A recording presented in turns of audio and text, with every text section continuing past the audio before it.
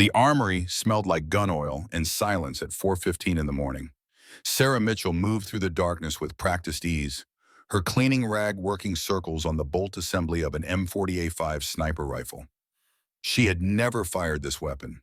She had never fired any weapon in combat, but her hands knew every curve of the metal, every spring tension, every microscopic imperfection in the barrel's rifling. Her father had taught her that, clean a rifle until you can assemble it blindfolded, and you will understand its soul. Firebase Kestrel sat perched on a mountain ridge in eastern Afghanistan, a collection of concrete bunkers and sandbagged positions that housed 47 American servicemen and women. Most of them were asleep at this hour. The night watch walked the perimeter with thermal scopes and nervous trigger fingers. Somewhere beyond the wire, the Hindu Kush Mountains rose like broken teeth against a sky filled with more stars than Sarah had ever seen. Even growing up in Montana, she was not supposed to be here. Not in this country, not in this armory. She was a civilian contractor, a facilities maintenance specialist, which was military language for a custodian. She cleaned floors. She scrubbed toilets. She organized supply closets and made sure the coffee machines worked. The rifle in her hands belonged to Staff Sergeant Peters, the firebase's designated marksman, and she was cleaning it because Peters had mentioned 3 days ago that he needed to service his weapon but had no time. Sarah had volunteered. Nobody questioned a custodian doing extra work. The truth was simpler and more complicated than volunteering. The truth was that holding this rifle felt like coming home. Her father's voice echoed in her memory as she worked. Thomas Mitchell had been dead for 14 years. Taken by what the doctors called a hunting accident, and what Sarah knew in her bones was something else entirely. But his lessons remained carved into her muscle memory. The rifle does not care who you are, Sarah. It only cares about physics. Wind, gravity, distance.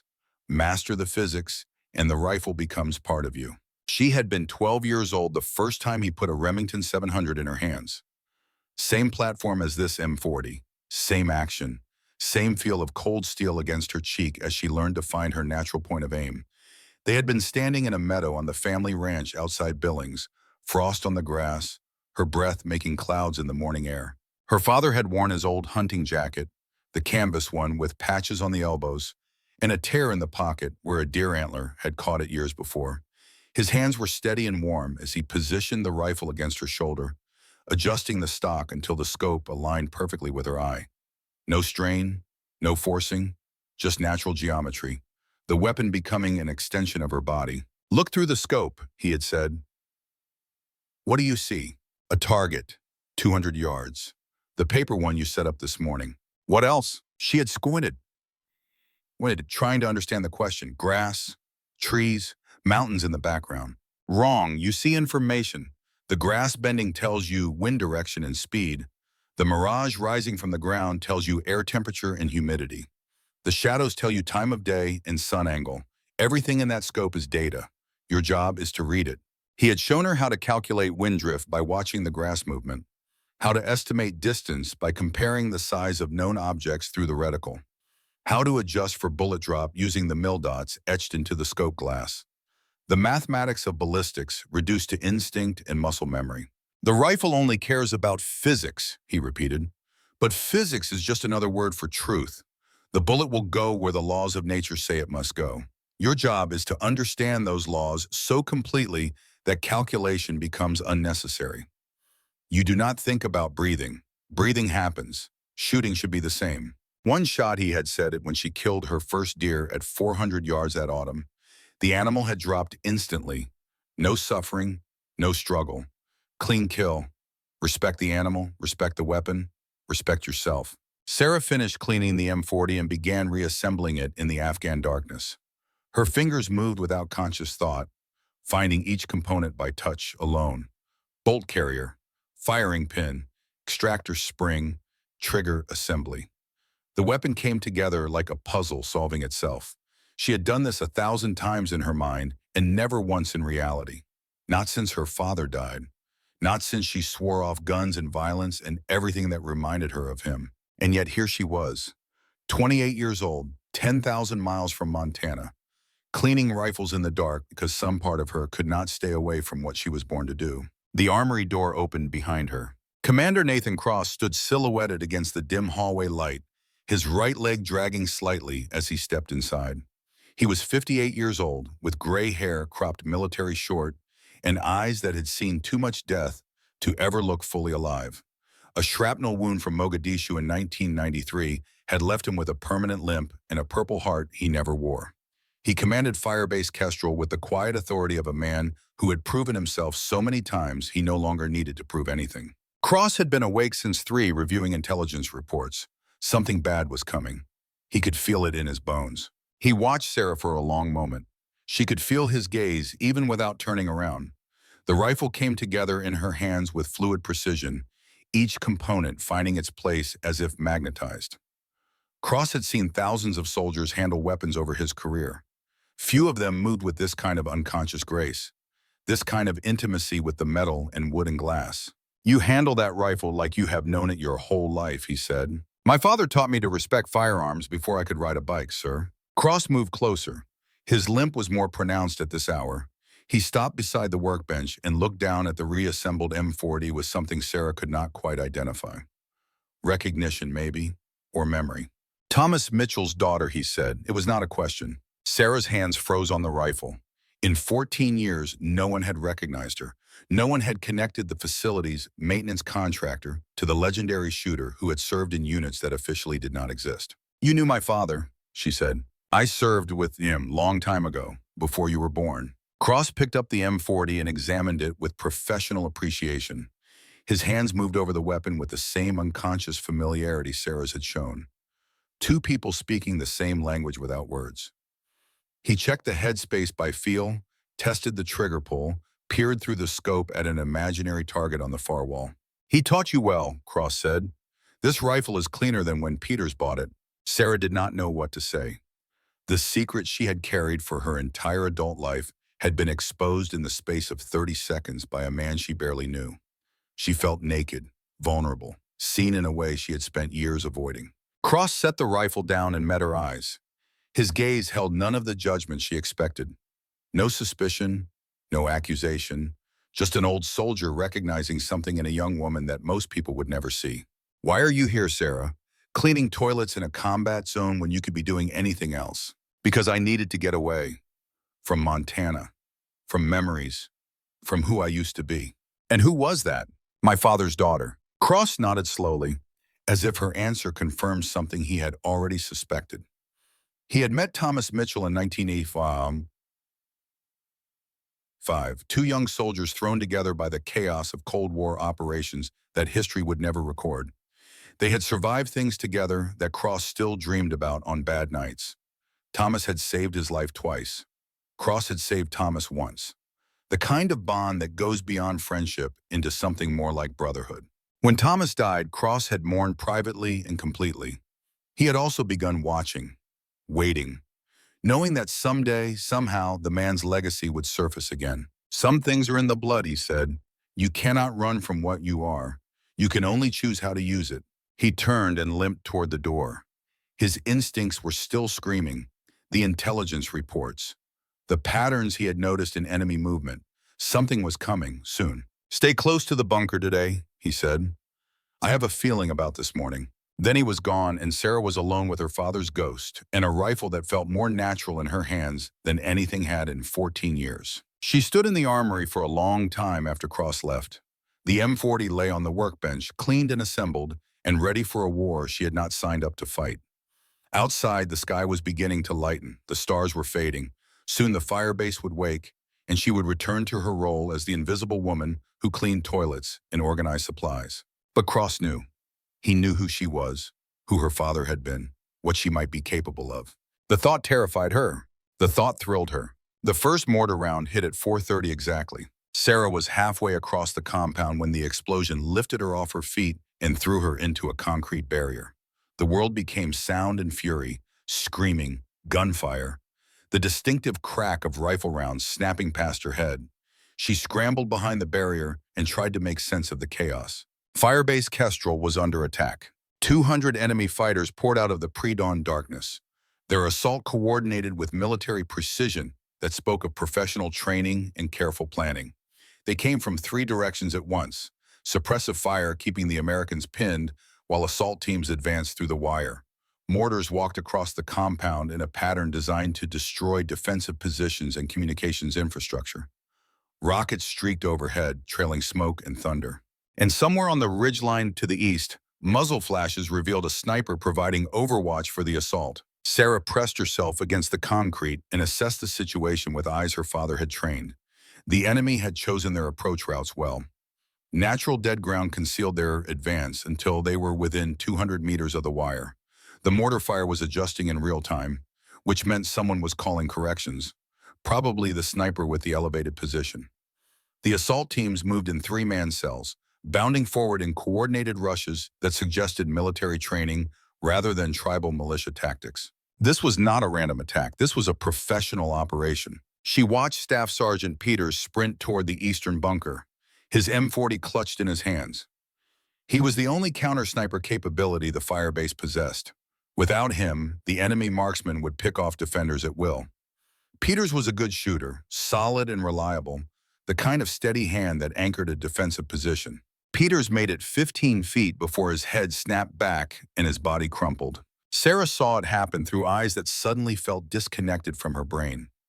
The impact, the spray, the way his legs folded beneath him like a puppet with cut strings.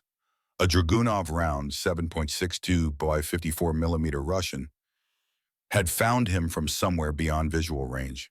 The shot was exceptional. Moving target, low light, distance at least 800 meters based on the sound delay between the muzzle flash and the impact. The M40 clattered to the ground beside his corpse. The radio on his belt crackled with desperate voices. All shooters down. We have no counter-sniper capability. Request immediate fire support. Fire support was 40 minutes away. The firebase would be overrun in 10. Sarah found herself moving before conscious thought could stop her. Her body remembered what her mind had tried to forget, the way her father had taught her to move under fire, low and fast, using terrain for cover.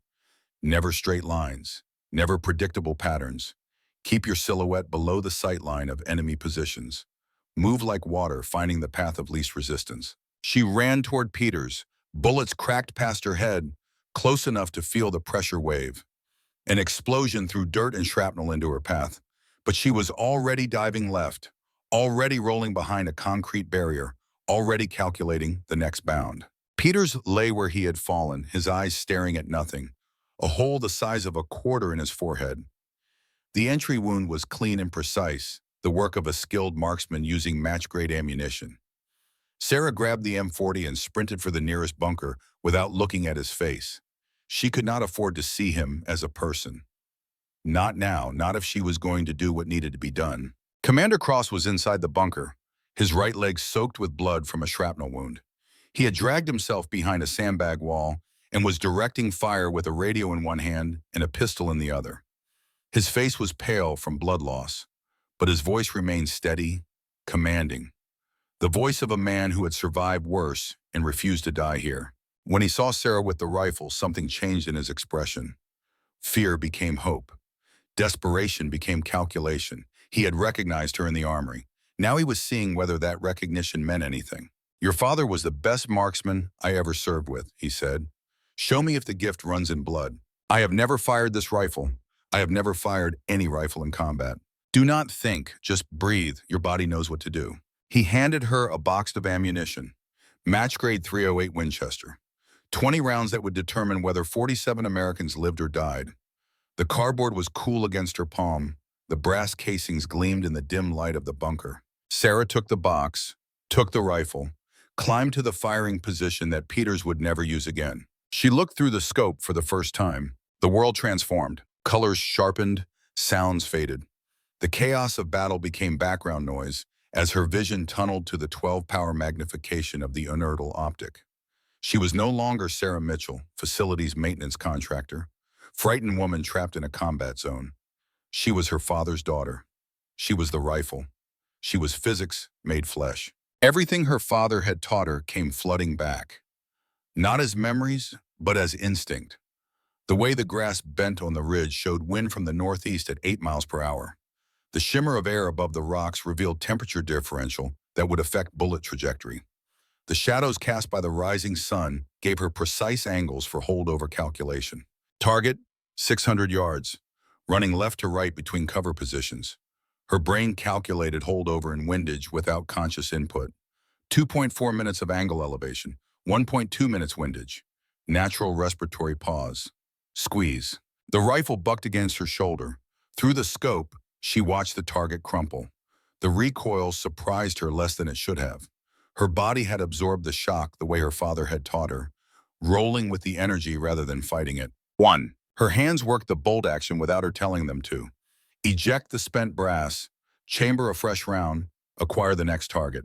Another fighter, 500 yards, stationary behind partial cover, only head and shoulders visible.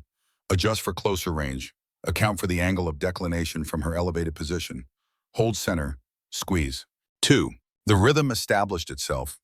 Chamber, acquire, calculate, fire. Each trigger pull was a conversation with physics, a dialogue between instinct and mathematics. Her father's voice whispered in her ear, guiding her through the steps she had learned as a child and never forgotten. 3, 4, 5. The enemy sniper on the ridgeline realized someone was shooting back. His rounds began impacting near Sarah's position, chips of concrete spraying her face as bullets struck the bunker wall. She recognized the sound of the Dragunov, the distinctive crack of the Russian cartridge breaking the sound barrier. He was good. He had found her position within 3 shots. But finding and hitting were different things. She relocated, rolled left, found a new angle through a gap in the sandbags, acquired a moving target at 400 yards, a fighter sprinting toward the wire with an RPG launcher on his shoulder. She led him by 18 inches, accounting for his speed and the bullet's time of flight. Pressed the trigger. 6. The man fell. The RPG tumbled from his hands. Sarah was already looking for the next target. Time lost meaning. The battle compressed into a series of moments, each one containing a target and a trigger, press, and a body falling. She moved through the defensive positions, changing locations every 3 shots the way her father had taught her. Never stay in one place long enough to be ranged. Never give the enemy a pattern to predict. 7, 8, 9, 11, 12, 13. She stopped counting after 15.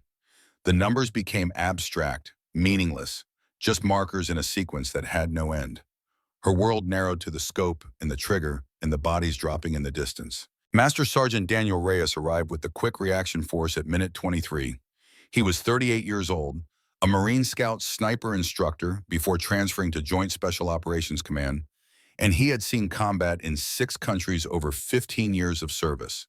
His team breached the firebase perimeter with the precision of men who had done this 100 times before. But nothing had prepared him for what he witnessed inside. A woman in civilian clothes was moving through the chaos with a rifle that should not have been in her hands. She fired from behind a burning vehicle, dropped a target at 500 yards, then sprinted to a new position before the enemy could react. Her movements were fluid and instinctive, nothing like the mechanical precision of trained military shooters. She did not move like someone who had been taught. She moved like someone who had been born knowing. Reyes watched her take 3 more shots in the span of 8 seconds. 3 targets fell at 3 different distances: 500 meters, 400 meters, 600 meters, each shot adjusted for wind and elevation without visible calculation. Each shot center mass or better. He had trained 200 snipers in his career. He had served with operators from every Tier 1 unit in the American military. He had never seen anything like this. 18, 19, 20. The enemy assault was faltering. Without their supporting shooters, the attack teams lost coordination. American reinforcements pushed them back through the wire. But the enemy sniper on the ridge was still active, still taking shots at targets of opportunity, still dangerous. Sarah found him at 940 yards. He was positioned on a rocky outcropping, his Dragunov rifle sweeping the firebase for targets. A professional, experienced, probably former military from one of the countries that produced such men. He had killed Peters with a shot that would have been difficult for most snipers and impossible for most soldiers. He was good. Sarah knew she was better. She calculated the shot in the time it took to exhale. 940 yards. Wind 12 miles per hour, full value, gusting to 15. Temperature and humidity affecting air density. Angle of declination from her elevated position. The rotation of the Earth at this distance, minimal but present. Her father had taught her to account for Coriolis effect on shots beyond 800 yards. Most people thought it was superstition. Most people had never made a shot like this. She dialed her turrets, elevation up 14 minutes of angle, windage left 6 minutes, found her natural point of aim. Let her breathing slow until her heartbeat was a whisper. The enemy sniper shifted his position, exposing his center mass for exactly 2 seconds. Sarah pressed the trigger. The bullet traveled for 1.3 seconds. She watched its path through the scope, saw it arc and fall, and drift right with the wind exactly as her calculations predicted. The mathematics of ballistics playing out in real time. Gravity and air resistance and rotational physics combining to send 200 grains of copper, jacketed lead, exactly where the laws of nature demanded. The bullet struck the enemy sniper in the chest and sent him tumbling backward off the rocks. 23. The assault collapsed after that. Without sniper support, the enemy fighters lost their coordination and their nerve. American reinforcements pushed them back through the wire, and by dawn, the battle was over. 47 Americans had survived. 16 were wounded, including Commander Cross. None were killed after Staff Sergeant Peters fell in the opening minutes. Sarah sat in the bunker with the M40 across her knees, her hands shaking for the first time since she had picked up the rifle.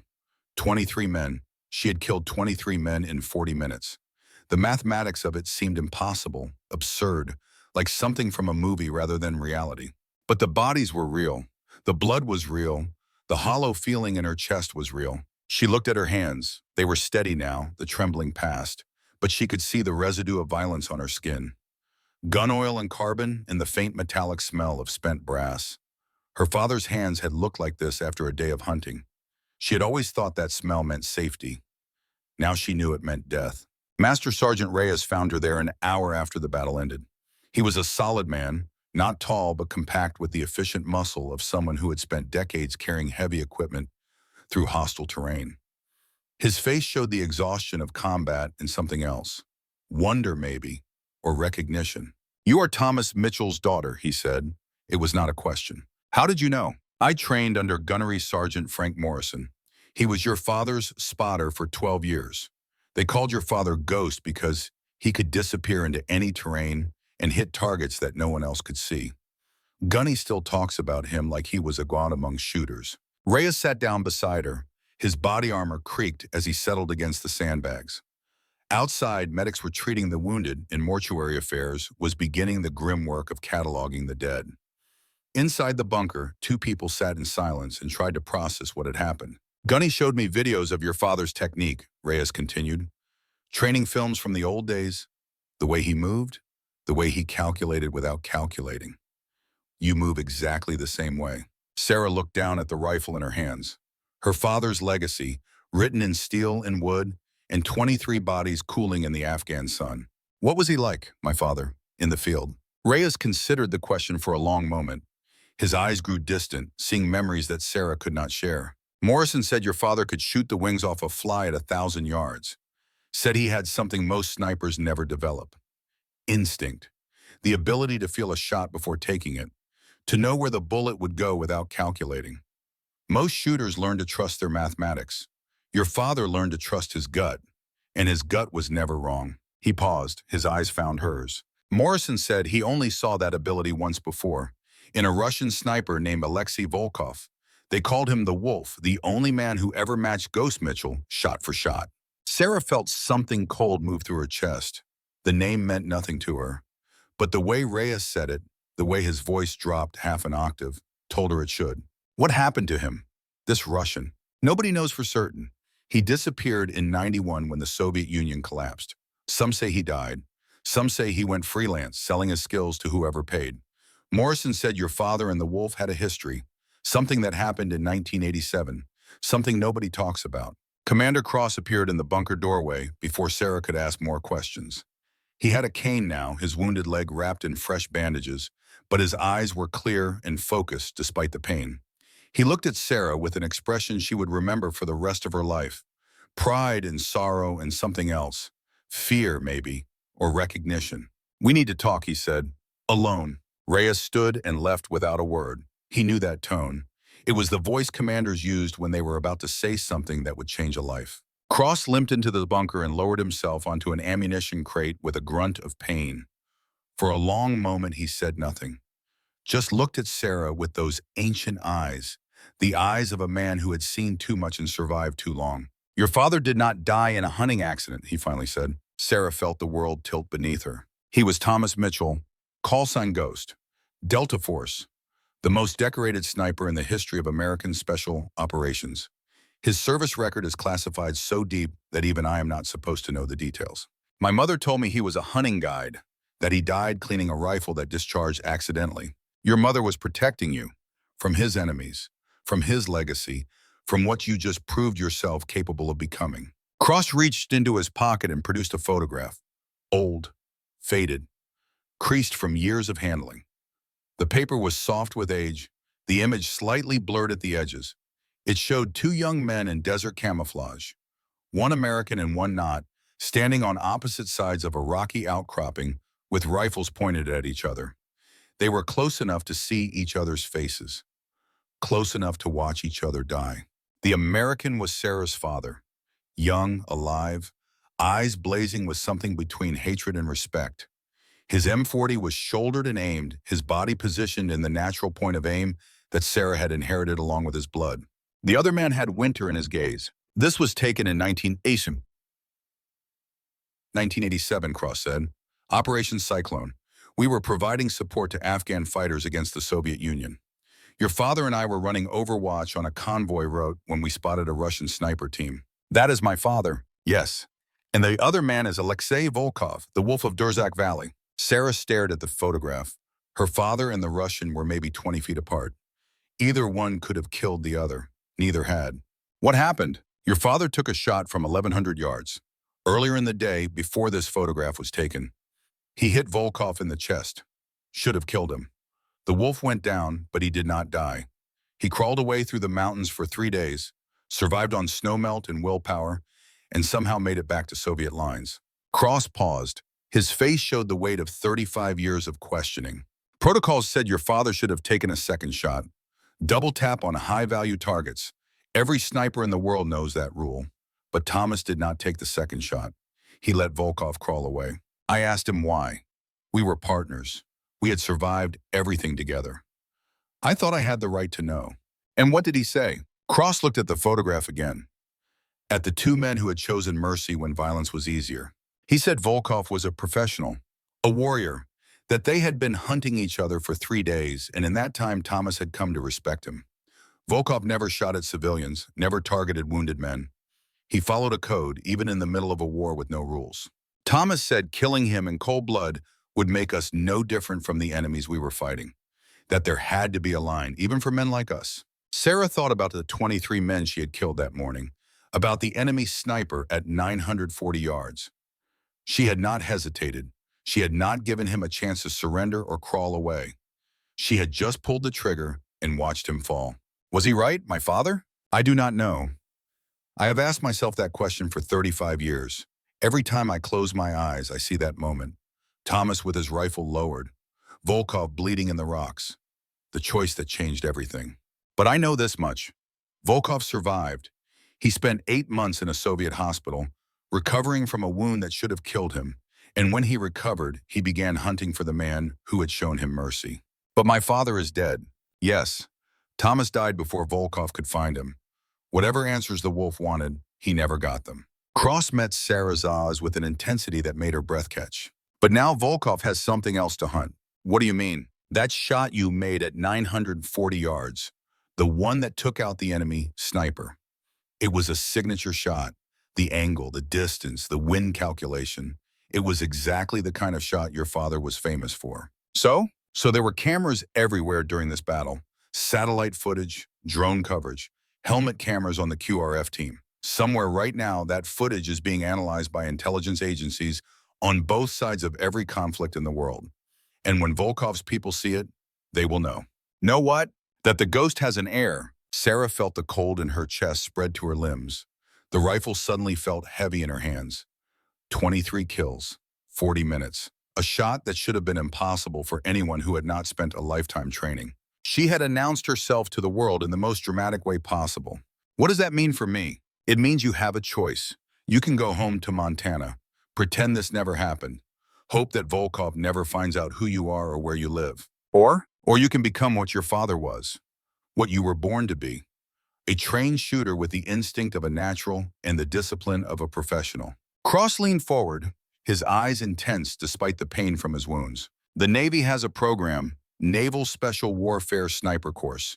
It is 16 weeks of the most brutal training on Earth. The washout rate is over 60%. Men who have served years in special operations units quit in the first week. It breaks people, destroys them, separates the merely talented from the truly gifted.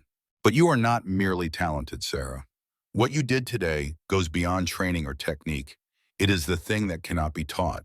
And the Navy wants to see what you can become with proper instruction. I am a custodian. I clean toilets for a living. You were a custodian. Now you are the woman who killed 23 enemy combatants in 40 minutes with a rifle you had never fired before. The old life is over. The only question is, what comes next? And if I say no, then you go home, live your life, and hope that one day a very old Russian with winter in his eyes does not come looking for the daughter of the man who should have killed him. Sarah looked at the rifle in her hands, at the blood drying on her clothes, at the commander who had served with her father and kept his secret for 35 years. Why did you never tell me? All this time, you knew who I was, who my father was, because your mother made me promise. After Thomas died, she came to me, said she wanted you to have a normal life, away from the violence, away from the legacy. She made me swear to never contact you, never reveal who your father really was, never do anything that might pull you into this world. And now the choice is yours. But I think we both know what you are going to decide. Some things are in the blood, Sarah. I said that this morning. I meant it.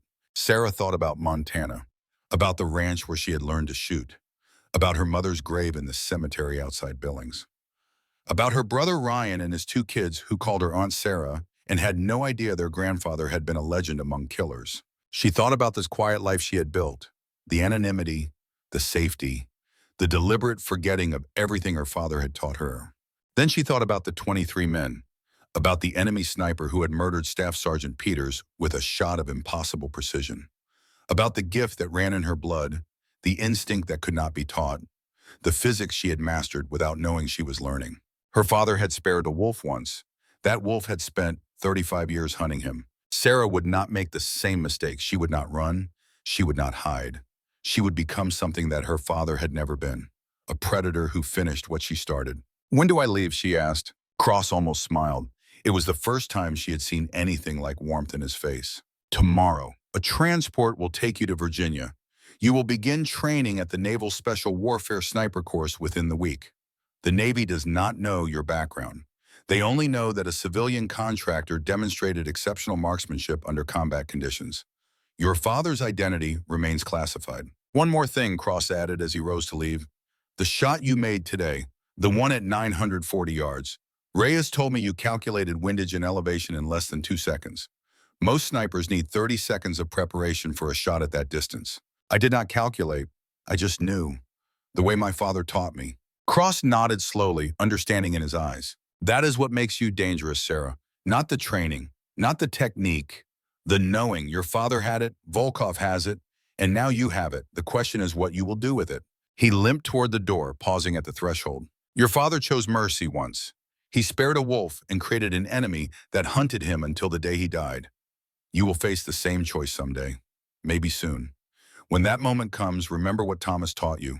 Respect the weapon, respect the target, but most of all, respect yourself. Then he was gone, and Sarah was alone with her thoughts and her rifle and 23 ghosts who would follow her for the rest of her life. That night, 12,000 miles away, Alexei Volkov watched footage of the firebase Kestrel attack on a laptop with no internet connection. The safe house was a hunting cabin in the Virginia mountains, rented under a false name and paid for with cash that could not be traced. He had been in America for 2 weeks, following leads that had gone cold years ago, searching for information about a man who was already dead. Thomas Mitchell, Ghost, the only shooter who had ever bested him. Volkov was 62 years old, his face weathered by decades of violence and winters that most men would not survive. A scar ran diagonally across his chest, pink and puckered, the memory of a bullet that should have killed him 35 years before. The doctors had told him 6 months ago that pancreatic cancer would claim him within a year. He had accepted the news with the same cold calculation he applied to everything in his life. Death came for everyone. The only question was whether you faced it standing or running. But this footage, this woman with the rifle, this changed things. He rewound the video and watched again. The shot at 940 yards. The way she calculated without calculating.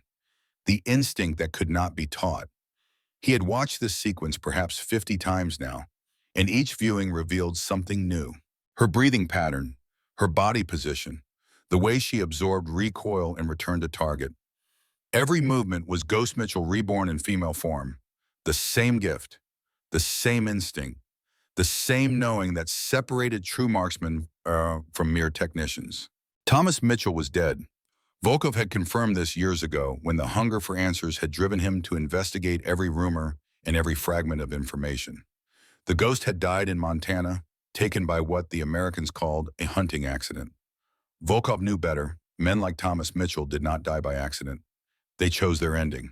But Thomas had died before Volkov could find him, before they could stand face to face again, before Volkov could ask the question that had haunted him for 35 years. Why did you spare me? No one had ever shown him mercy. Not his commanders in the Soviet army, not the enemies he had faced across 100 battlefields, not the cancer that was eating him from inside. In Volkov's world, mercy was weakness. Hesitation was death. You took the shot or you died. Thomas Mitchell had taken the shot, hit center mass at 1,100 yards, a killing blow by any standard. But then he had watched through his scope as Volkov crawled away, bleeding and broken, and he had not taken the second shot, had not finished what he started. Why? The question had defined Volkov's life, had driven him through decades of killing and survival and hunting for a man who was already in the grave, had brought him to America in the final months of his life, searching for answers that no longer seemed to exist. Until now, Volkov paused the footage on the woman's face. Young, determined, eyes that held the same fire he had seen in her father's gaze all those years ago. Sarah Mitchell. He had found her name in the intelligence reports that his remaining contacts had provided. Civilian contractor. Facilities maintenance. No military training, no combat experience. And yet she had killed 23 men in 40 minutes with a rifle she had never fired, had made a shot at 940 yards that most professional snipers would call impossible, had displayed the gift that only 2 shooters in Volkov's experience had ever possessed, her father and himself. The ghost has an heir, he said to the empty cabin. He coughed, and blood spotted the handkerchief he pressed to his lips. The cancer was accelerating. He could feel it in his bones, in the exhaustion that came earlier each day, in the weight he was losing despite eating. The doctors had given him a year. He suspected it would be less. But perhaps that was enough. Thomas Mitchell had shown mercy once, had spared a wolf and created a question that could never be answered. Now his daughter had announced herself to the world with 23 kills and a signature shot that bore her father's mark. Volkov would find her, not to kill her. That would be too easy, too final. It would answer nothing. No, he would test her, challenge her, force her to become what her blood demanded. And when she had proven herself worthy, when she had demonstrated the gift that her father had possessed, he would ask her the question. Why did Thomas Mitchell spare the wolf when he had him in his sights? Why did he choose mercy when violence was easier? Perhaps the daughter knew what the father never told anyone. Perhaps the answer was in her blood, waiting to be discovered. Perhaps, in the final months of his life, Alexei Volkov would finally understand the moment that had defined his existence. The hunt was beginning again, and this time the prey was worthy. Volkov closed the laptop and sat in the darkness of the cabin, listening to the wind in the Virginia mountains and planning his approach. He would not reveal himself immediately. He would watch, learn her patterns, understand her weaknesses, and then, when the time was right, he would begin her education. The wolf did not simply kill. The wolf taught. The wolf shaped the next generation. And if Sarah Mitchell truly carried her father's gift, she deserved to know what that gift could become. She deserved to know the truth about Thomas Ghost Mitchell. She deserved to know why mercy was sometimes the cruelest choice of all. Outside the cabin, snow began to fall, the first snow of winter, covering the mountains in white silence. Somewhere in the distance, a real wolf howled at the hidden moon. Volkov listened and smiled and waited for the hunt to begin. The C-17 transport touched down at Naval Air Station Oceana as the sun was setting over Virginia Beach. Sarah Mitchell watched through the small window as the runway lights blurred past, her reflection ghostly against the darkening sky. She had not slept during the 14-hour flight from Afghanistan. Every time she closed her eyes, she saw crosshairs. Every time she began to drift, she heard the sound of bodies falling. 23. The number had become a weight she carried in her chest. 23 trigger pulls. 23 lives ended. 23 families somewhere in the world who would never see their sons or brothers or husbands again. The mathematics of war, reduced to a single number that would follow her for the rest of her life. A Navy lieutenant met her on the tarmac with a clipboard and an expression that suggested he had better things to do than escort civilian contractors. He did not know who she was, did not know what she had done. To him, she was just another administrative task in a day full of them, another body to be processed through the machinery of military bureaucracy. "Follow me," he said. "Your quarters are ready." Sarah followed. The base was larger than she expected, a sprawling complex of hangars and barracks and training facilities that hummed with the quiet efficiency of men and women preparing for war. Fighter jets screamed overhead, their afterburners painting orange streaks across the purple sky. The roar of their engines was deafening, a sound that shook her chest and reminded her that she was now part of something larger than herself. Somewhere in the distance, the pop of small arms fire suggested a range in active use. The rhythm of the shots was steady and controlled, the signature of trained shooters working through their drills. This was her world now, the world her father had lived in, the world she had spent 14 years avoiding, the world that had called her back with a voice she could not ignore. Her quarters were a small room in a barracks building, Spartan and functional.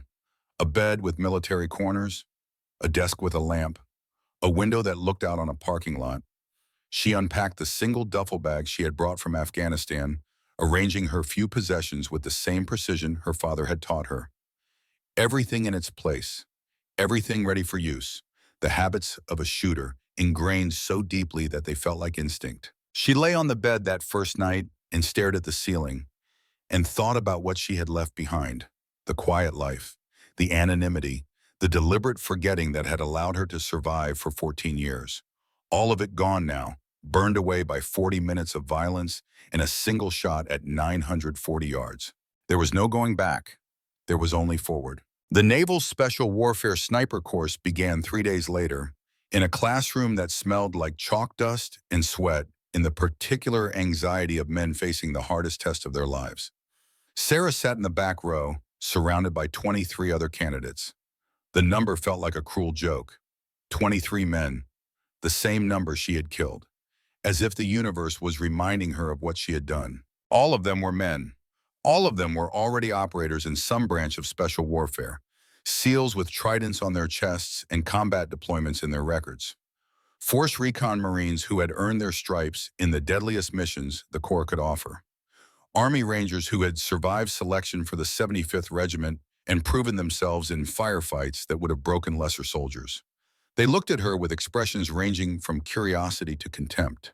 A woman, in their course, in their world. One of them, a SEAL with a shaved head and shoulders like a linebacker, leaned over to whisper to his neighbor.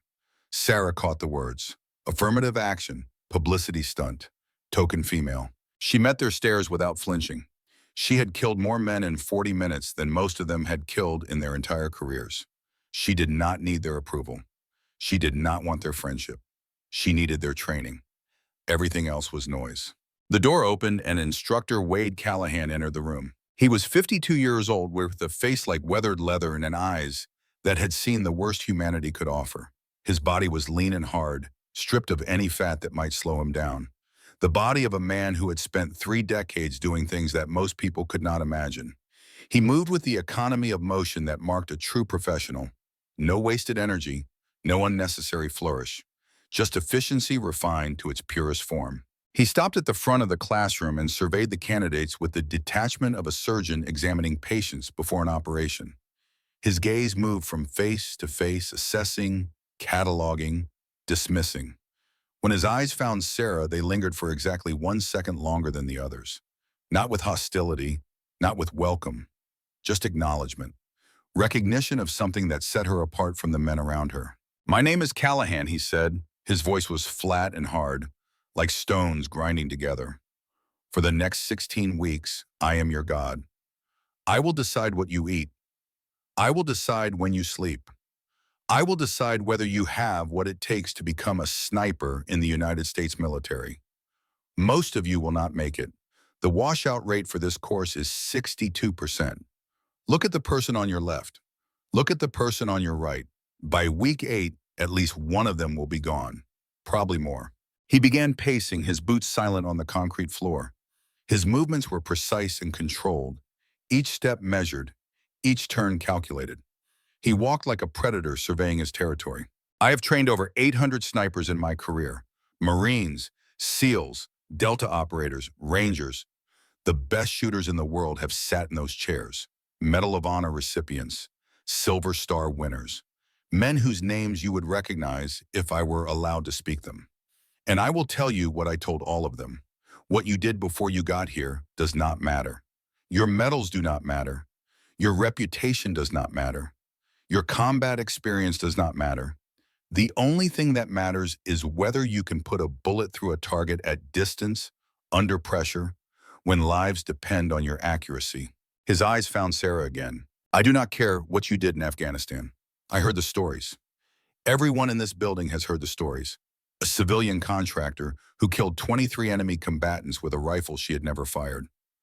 Impressive, I will not deny that. But instinct without discipline gets people killed. It gets your teammates killed. It gets the mission killed. My job is to give you the discipline. Whether you can combine it with your instinct is up to you." The first week was classroom instruction. Ballistics theory, wind reading, range estimation, the physics of a bullet in flight, explained in mathematical detail that would have made Sarah's high school teachers weep with joy. Callahan lectured for hours, filling the chalkboard with equations and diagrams, demanding that his students understand not just what worked, but why it worked. A .308 Winchester round leaves the barrel at approximately 2,800 feet per second, Callahan explained, drawing a trajectory curve on the board. At that velocity, the bullet is fighting two forces simultaneously: gravity, which pulls it down at 9.8 meters per second squared, and air resistance, which slows it at a rate dependent on the bullet's ballistic coefficient, the atmospheric conditions, and approximately 17 other variables that most shooters never bother to learn. The combination of these forces creates a trajectory that is not a straight line, but a curve. A parabola modified by drag and wind drift and Coriolis effect and spin drift and about a dozen other factors that will cause your shot to miss if you do not account for them. Your job as a sniper is to understand that curve so completely that you can predict exactly where the bullet will be at any given moment in its flight. Not approximately, not close enough, exactly. Because at 1,000 yards, close enough means a miss, and a miss means someone dies who should have lived. Sarah took notes in a small notebook she had bought at the base exchange. Her handwriting was neat and precise, a habit her father had instilled when she was barely old enough to hold a pencil. "Write it down," he used to say. "What the hand writes, the mind remembers. What the mind remembers, the body performs." She filled page after page with equations and diagrams and the accumulated wisdom of decades of sniper training, bullet drop tables, wind drift calculations, the mathematical relationship between temperature and muzzle velocity, the effect of altitude on air density in bullet flight.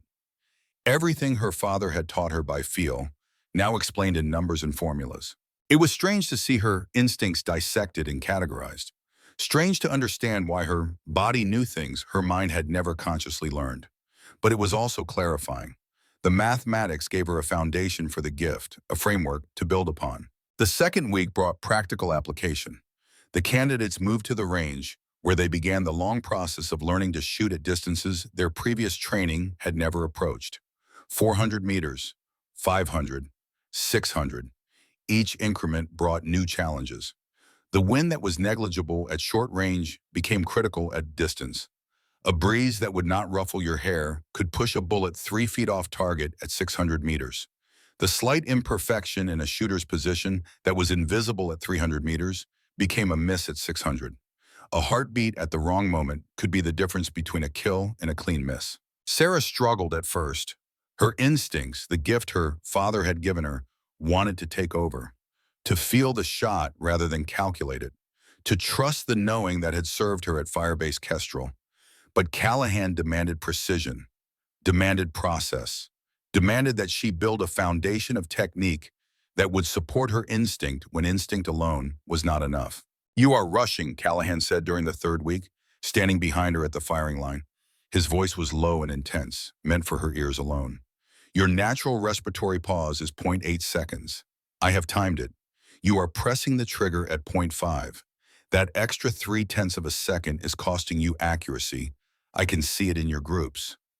Tight but not tight enough. Consistent but not consistent enough. I feel ready at 0.5. The shot feels right. Your feelings are wrong. Trust the process. Trust the mathematics. Trust the training. Your instinct is a gift, but gifts can be wasted. Discipline makes the gift useful. Discipline makes the gift reliable. Find the full pause. Let the extra time pass. Then press." Sarah adjusted, found the full pause. Let the extra 0.3 of a second pass before pressing the trigger. The moment stretched. Her heartbeat slowed. The world narrowed to the target and the crosshairs in the space between breaths. She pressed. Her next shot was dead center. A perfect hole punched through the target at 600 meters. "Better," Callahan said. Again. She fired again. Another perfect shot. And again. And again. Each round finding the same hole, turning a single puncture into a ragged tear. "That is what discipline looks like," Callahan said. "That is what the process gives you. Remember this feeling, memorize it, because when the pressure comes, when lives are on the line, this is what will save you, not your gift, your training." Master Sergeant Daniel Reyes arrived at the start of week 4. Sarah had not seen him since the firebase, since the morning he had watched her kill 23 men and recognized the ghost of her father in her movements. He looked different in the training environment. The chaos of combat had been replaced by a focused intensity. The desperate energy of survival had given way to something calmer, more centered. The look of a man who had found his purpose and was determined to fulfill it. "I volunteered to be your spotter," he said when they met in the barracks common room. "Command approved it this morning. We will be working together for the rest of your training. And afterward, if things go the way I expect them to." "Why? Why would you volunteer for this?" Reyes was silent for a moment, considering the question. His eyes were dark and thoughtful, the eyes of a man who had seen too much to speak carelessly. "Because I watched you at Kestrel. I saw what you did. I saw how you moved. And I recognized something that I have only seen once before in my entire career. The gift that cannot be taught." He paused. "I trained under Gunnery Sergeant Frank Morrison. He was your father's spotter for 12 years. The longest partnership in Delta Force sniper history. Morrison told me about your father, about the things he could do, about the way he shot. He said your father had something different, something special. The ability to know where the bullet would go before he pulled the trigger. Not calculate. No. When I saw you at this firebase, I saw that same thing, the same gift, the same knowing. And I decided that if anyone was going to help you develop that gift, it should be someone who understands where it comes from." Sarah studied him. 38 years old, 15 years of service across 3 branches. Marine Scout sniper, JSOC operator, combat veteran of more engagements than she could count. He had the eyes of a man who had seen enough death to understand its weight and not be crushed by it. The eyes of a survivor. "What do you think I am?" she asked. "What does the gift make me?" Reyes considered the question for a long moment before answering. "Dangerous. The same way a loaded weapon is dangerous. Capable of incredible precision, but also capable of destruction if mishandled. A rifle does not choose its targets. A rifle does not decide when to fire. Those choices belong to the shooter. My job is to make sure you are always pointed in the right direction, to help you see clearly when the fog of war clouds everything else, to be your conscience when the gift wants to take over." They began training together the next day. The sniper and spotter relationship was unlike anything Sarah had experienced. It was not partnership in the conventional sense. It was not even teamwork. It was fusion. 2 people becoming one weapon system, each responsible for different aspects of the shot, but neither complete without the other. The sniper was the trigger finger. The spotter was the brain. Reyes taught her the spotter's craft with the patience of a man who had spent years mastering it. How to read wind at distance by watching the mirage rising from the ground. The shimmer of heated air told stories if you knew how to listen. How to estimate range without a laser by using the mile dots in her scope to measure known objects. A man was approximately 1 meter wide at the shoulders. At 500 meters, that meter filled exactly 2 mils in the scope. Simple mathematics that became instinct with practice. How to communicate target information in a language stripped of ambiguity. Direction, distance, description, each word precise and necessary. No extra syllables, no wasted breath, just the information needed to make the shot. Target, Reyes would call, his eye pressed to his spotting scope. Bearing 270, range 650, single male standing facing east. Sarah would find the target, make her calculations, call out her adjustments. Wind half value right to left. Hold 2 mils right of center mass, ready to fire. Send it. The shot would break. The rifle would buck against her shoulder. The target would fall, and they would do it again, and again, and again, until the process became automatic, until they could communicate in fragments and glances, until they knew each other's rhythms so well that words became unnecessary. At night, they cleaned rifles together in the armory and talked about things that had nothing to do with shooting. Reyes told her about growing up in East Los Angeles, about the gangs that had claimed his older brother when Daniel was only 14, about joining the Marines to escape that life, to find purpose and discipline and a way to channel the anger that had burned in him since the day he watched his brother die in a drive-by shooting. Sarah told him about Montana, about the ranch and the mountains and the endless sky that seemed to stretch forever in every direction, about her father, the man she had barely known, who had taught her to see the world through a scope and then left her alone with that vision when he died. Morrison still talks about your father, Reyes said one evening, his hands working oil into the bolt of his rifle. The motion was automatic, practiced, the hands doing their work while the mind was elsewhere. He says Thomas Mitchell was the best he ever saw, the best anyone ever saw. Says there was something different about the way he shot, like he could see the bullet's path before he pulled the trigger. Like he knew where it would go the way other people know the sun will rise in the east. My father called it the knowing. Sarah's voice was quiet, remembering. He said some shooters could calculate and others could feel, but the rare ones could do both at the same time. He said it was a gift that could not be taught. You either had it or you did not. He said trying to teach it was like trying to teach someone to have blue eyes. You cannot give someone what they were not born with. Do you have it? Sarah thought about the 23 kills at firebase Kestrel, about the shot at 940 yards that had taken out the enemy sniper, about the way her body had known what to do before her mind could catch up, about the perfect stillness that had descended over her in that bunker, the way the world had narrowed to the scope and the trigger and nothing else. I think so, but I do not trust it yet. That is why I am here. I need to understand it, control it, make it mine instead of something that just happens to me. Reyes nodded, understanding in his eyes. Morrison said your father did not trust it either. Not at first, said he spent years building technique on top of instinct, so that when the gift failed him, the training would not. That is what Callahan is trying to give you, a foundation, something solid to stand on when everything else falls apart, something to catch you when the knowing is not enough. The weeks passed, Sarah improved, her shooting became tighter, more consistent. The gap between her instinct and her technique began to close. She learned to trust the process without abandoning the gift, to calculate and feel simultaneously, to be both the scientist and the artist, the mathematician and the musician. She was not the best shooter in the course. A SEAL named Patterson had steadier hands, the kind of mechanical precision that produced identical groups, shot after shot. A ranger named Kowalski had better wind reading skills, an almost supernatural ability to feel the air currents and predict their effect on bullet flight.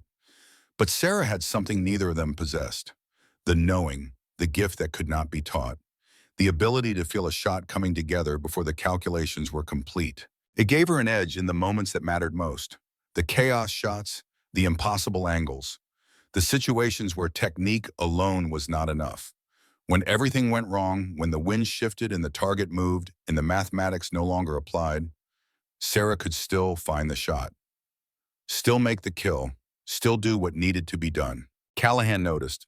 He never said anything directly, never praised her in front of the other candidates, but Sarah caught him watching her sometimes. His weathered face showed an expression she could not quite read. Respect, maybe, or concern, or recognition of something he had seen only a few times in 800 students. The CIA briefing came at the end of week 8. Sarah had not expected it. She was called from the range to a building she had never entered, escorted by 2 men in civilian clothes who did not introduce themselves and did not speak.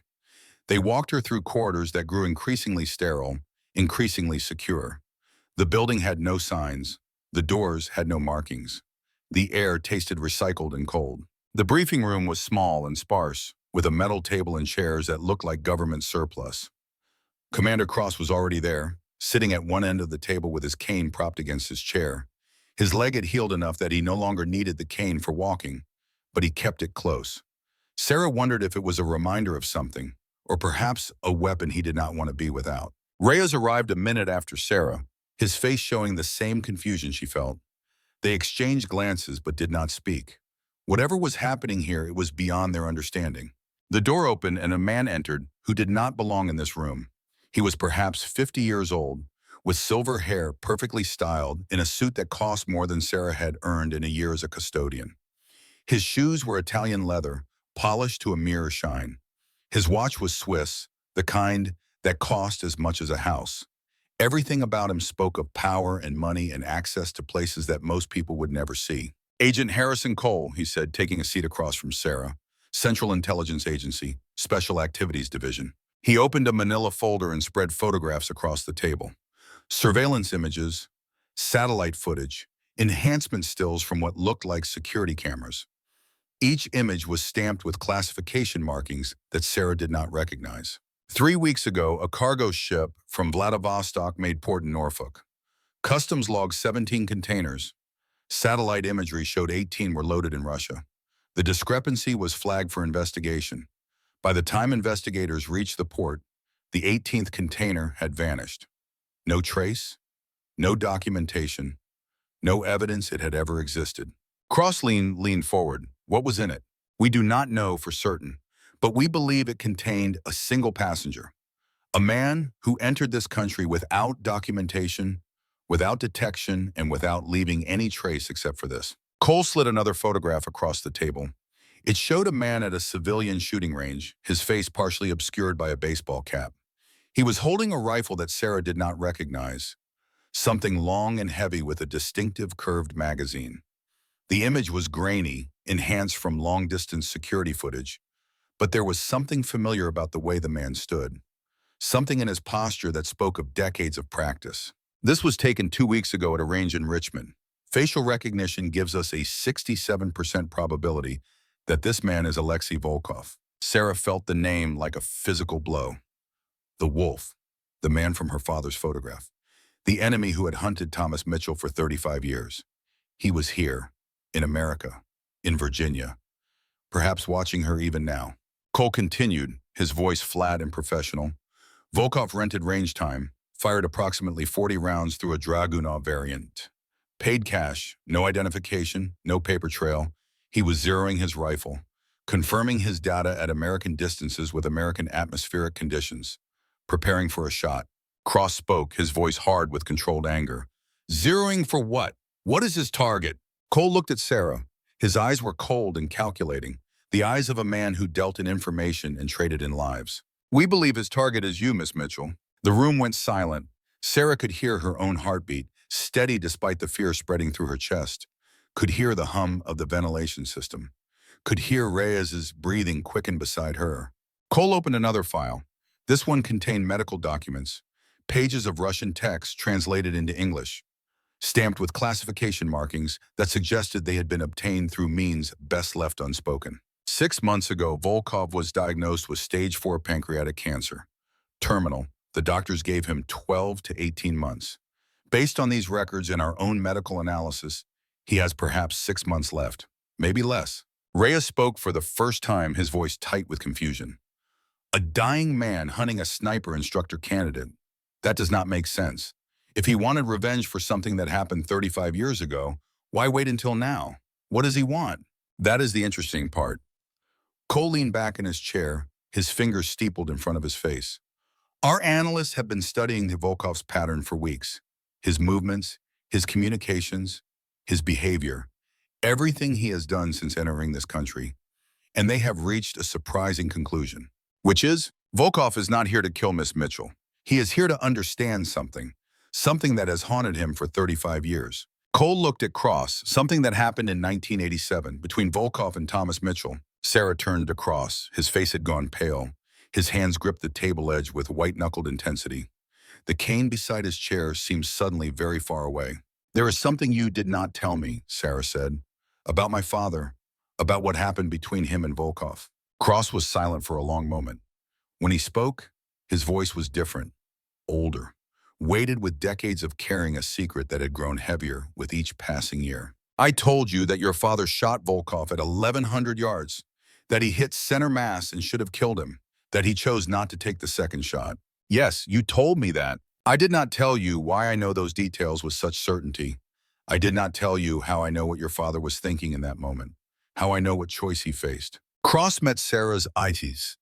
The pain in his gaze was ancient and fresh at the same time, the pain of a man who had carried guilt for longer than she had been alive. I was there, Sarah. I was your father's spotter. I was lying beside him when he took that shot. I saw everything through my scope, and I was the one who asked him why he let Volkov live. The room seemed to contract around Sarah, the man who had recognized her in the armory, the man who had handed her the rifle that changed her life, the man who had sent her to this school.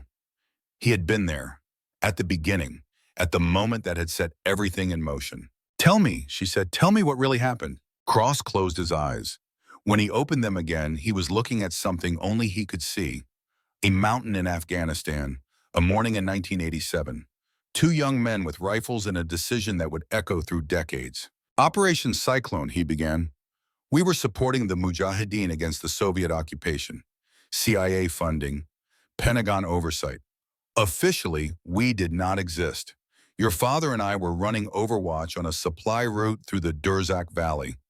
We had been in position for 3 days, watching, waiting, gathering intelligence on Soviet patrol patterns. On the third morning, we spotted a Russian sniper team moving into position on the opposite ridge. 2 men, a shooter and a spotter. Professional, careful. They knew what they were doing. They were setting up to ambush a convoy that was scheduled to pass through the valley at noon. Your father identified the shooter through his scope, a man in his late 20s with winter in his eyes. We did not know his name then, but we would learn it later. Alexei Volkov, already a legend in Soviet special operations. 23 confirmed kills against NATO forces in Afghanistan alone. The same number you had at firebase Kestrel. The universe has a strange sense of symmetry. Cross paused. His hands were trembling slightly. Your father had the shot, 1,100 yards. Difficult but not impossible for a shooter of his caliber. He made his calculations, adjusted his scope, found his natural point of aim. I watched him prepare. I had seen him take 100 shots. This one looked the same as all the others. And then he waited. For what? For something. I did not understand it then. I am not sure I understand it now. He waited for Volkov to do something, to show him something. Cross's voice dropped lower. We lay there for almost an hour, watching Volkov set up his hide, watching him calculate wind and range, watching him prepare for his shot with the same patience and precision that your father used himself. 2 masters of the same craft, separated by 1,000 yards in a war neither of them had started. And in that hour, something changed in your father. I could see it. The way he breathed, the way he held the rifle, he was not looking at an enemy anymore. He was looking at a reflection. When the convoy appeared, Volkov took his shot. He killed a man in the lead vehicle. I learned later it was a Soviet defector, someone who had given intelligence to the sea, a legitimate military target, not a civilian, not an innocent, a man who had chosen to be on the battlefield. Your father watched through his scope as Volkov chambered another round, as he searched for secondary targets.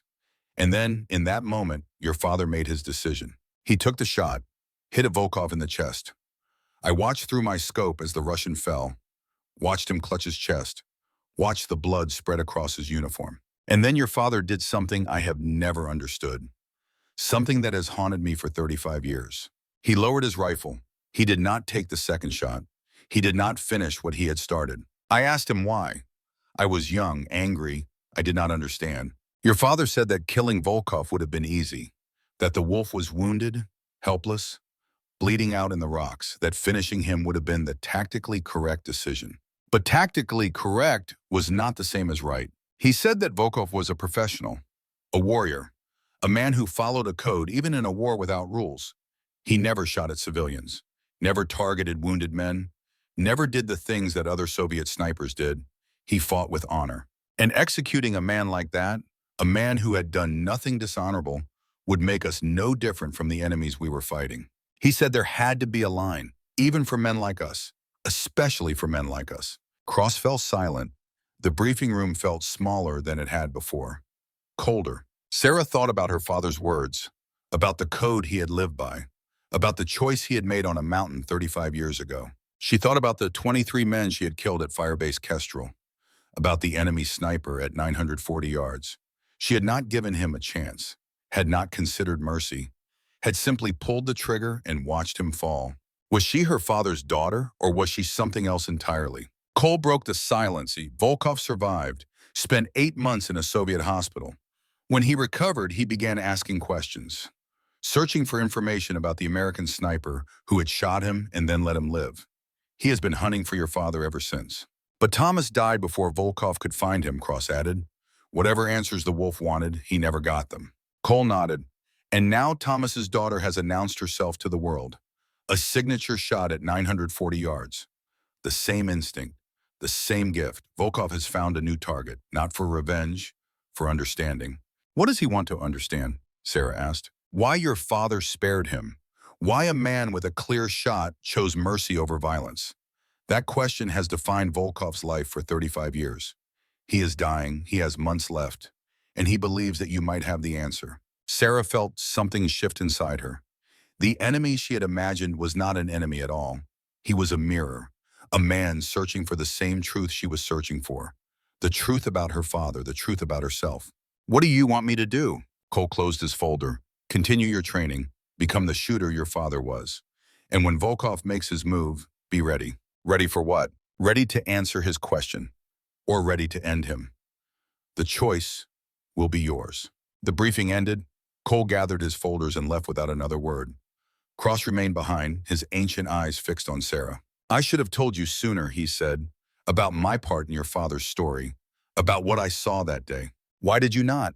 Because I was ashamed. Your father made a choice that I did not understand, a choice that I argued against. I wanted him to take the second shot, to finish Volkov, to do what was tactically correct.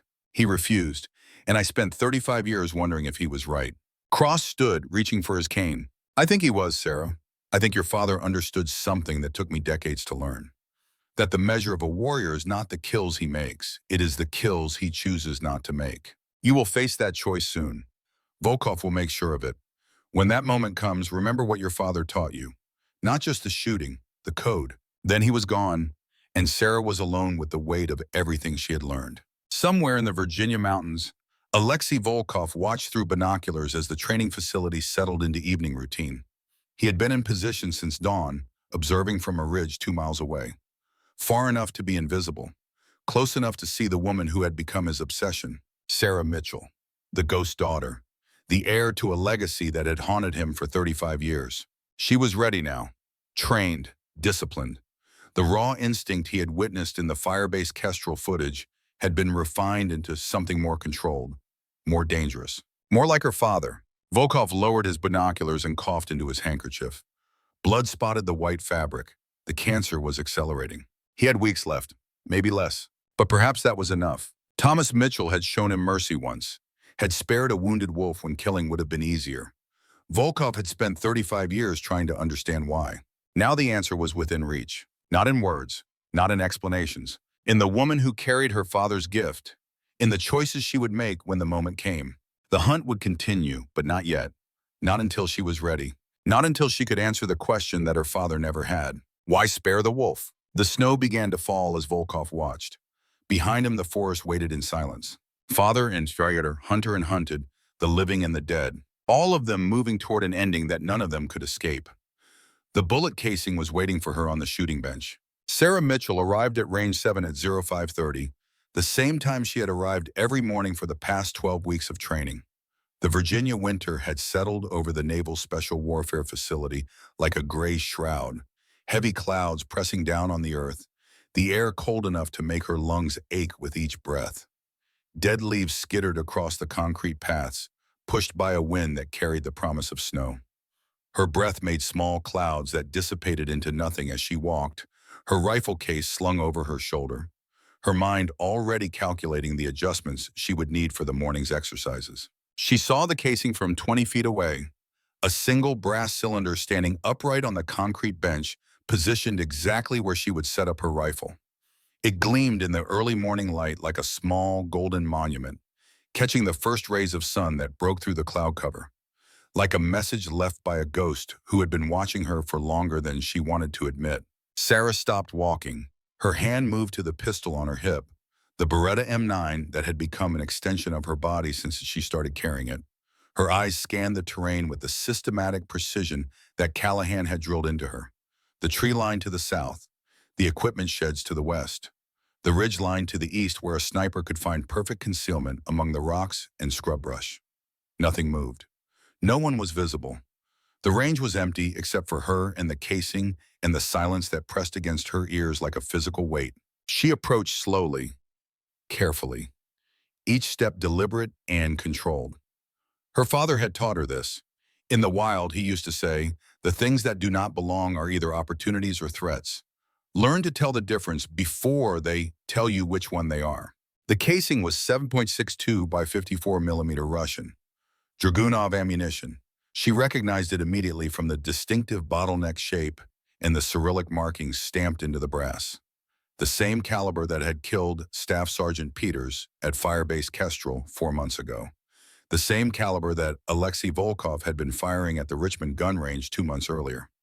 She picked it up and examined it in the gray morning light, turning it between her fingers, feeling the cold metal against her skin. The brass was polished to a mirror shine.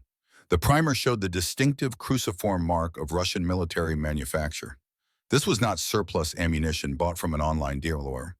This was precision match grade, hand-loaded by someone who understood the difference between shooting and killing. The kind of round a professional sniper would use for his most important work. There was a note beneath the casing, a single piece of paper folded once, held in place by the brass cylinder's weight. The paper was expensive, heavy stock that felt substantial between her fingers. Sarah unfolded it with hands that did not tremble, though something inside her wanted them to. The handwriting was precise and controlled, each letter formed with almost mechanical perfection. The words were English, but the phrasing had a rhythm that suggested a mind accustomed to thinking in another language. Lesson 1, I can reach you anywhere. Do not look for me. I will find you when it is time. Sarah read the note 3 times. Then she folded it carefully and put it in her pocket. She turned in a slow circle, scanning the horizon through eyes that had been trained to find hidden shooters. The ridgeline to the east offered good overwatch positions, rocky outcroppings with clear sight lines to the range. The water tower to the north provided elevation for anyone willing to climb. The tree line along the southern perimeter could hide a dozen snipers if they knew what they were doing. Volkov could be watching her right now, crosshairs centered on her chest, finger resting on a trigger that could end her life before she heard the shot. She would never know it was coming. She would simply cease to exist, her thoughts interrupted mid-sentence, her heart stopped between beats. The wolf had found her, and he wanted her to know it. She should have reported the incident immediately. Protocol demanded it. Should have called Cross or Reyes or the base security office.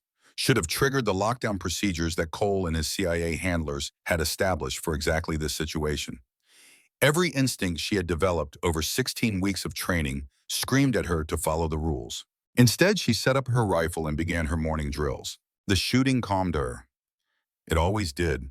The rhythm of the bolt working smoothly in her hands, the metallic click of the action cycling, the mathematics of the shot forming in her mind like a familiar song, the perfect stillness between heartbeats when the trigger broke and the bullet flew true. These things were controllable, predictable. The physics of ballistics did not change based on fear or uncertainty. A bullet went where physics told it to go, regardless of the chaos in the shooter's mind. She fired 50 rounds at 600 meters before Reyes found her. Each shot was center mass, the grouping tight enough to cover with a silver dollar. Each trigger pull was a meditation on control and precision, a reminder that she was still dangerous, still capable, still the woman who had killed 23 men in 40 minutes at firebase Kestrel. By the time he arrived, her hands had stopped wanting to shake. Something happened, Reyes said. It was not a question. He had learned to read her body language the way a spotter reads wind, picking up subtle signs that most people would miss entirely. Sarah ejected her magazine and safed her rifle before answering. She reached into her pocket and produced the casing and the note. He was here. Volkov, he left me a present. Reyes took the items and examined them with the careful attention of a professional who understood their significance. He read the message twice, his face growing darker with each pass. His jaw tightened. His hand moved unconsciously toward his sidearm, the gesture of a man who felt suddenly vulnerable.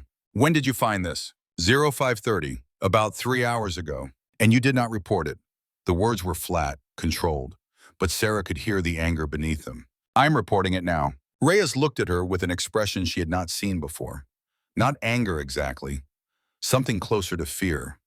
The kind of fear that came from understanding exactly how dangerous a situation had become. Sarah, this man killed 68 people over 17 years. Professional soldiers, trained operators, men who knew he was hunting them and still could not stop him.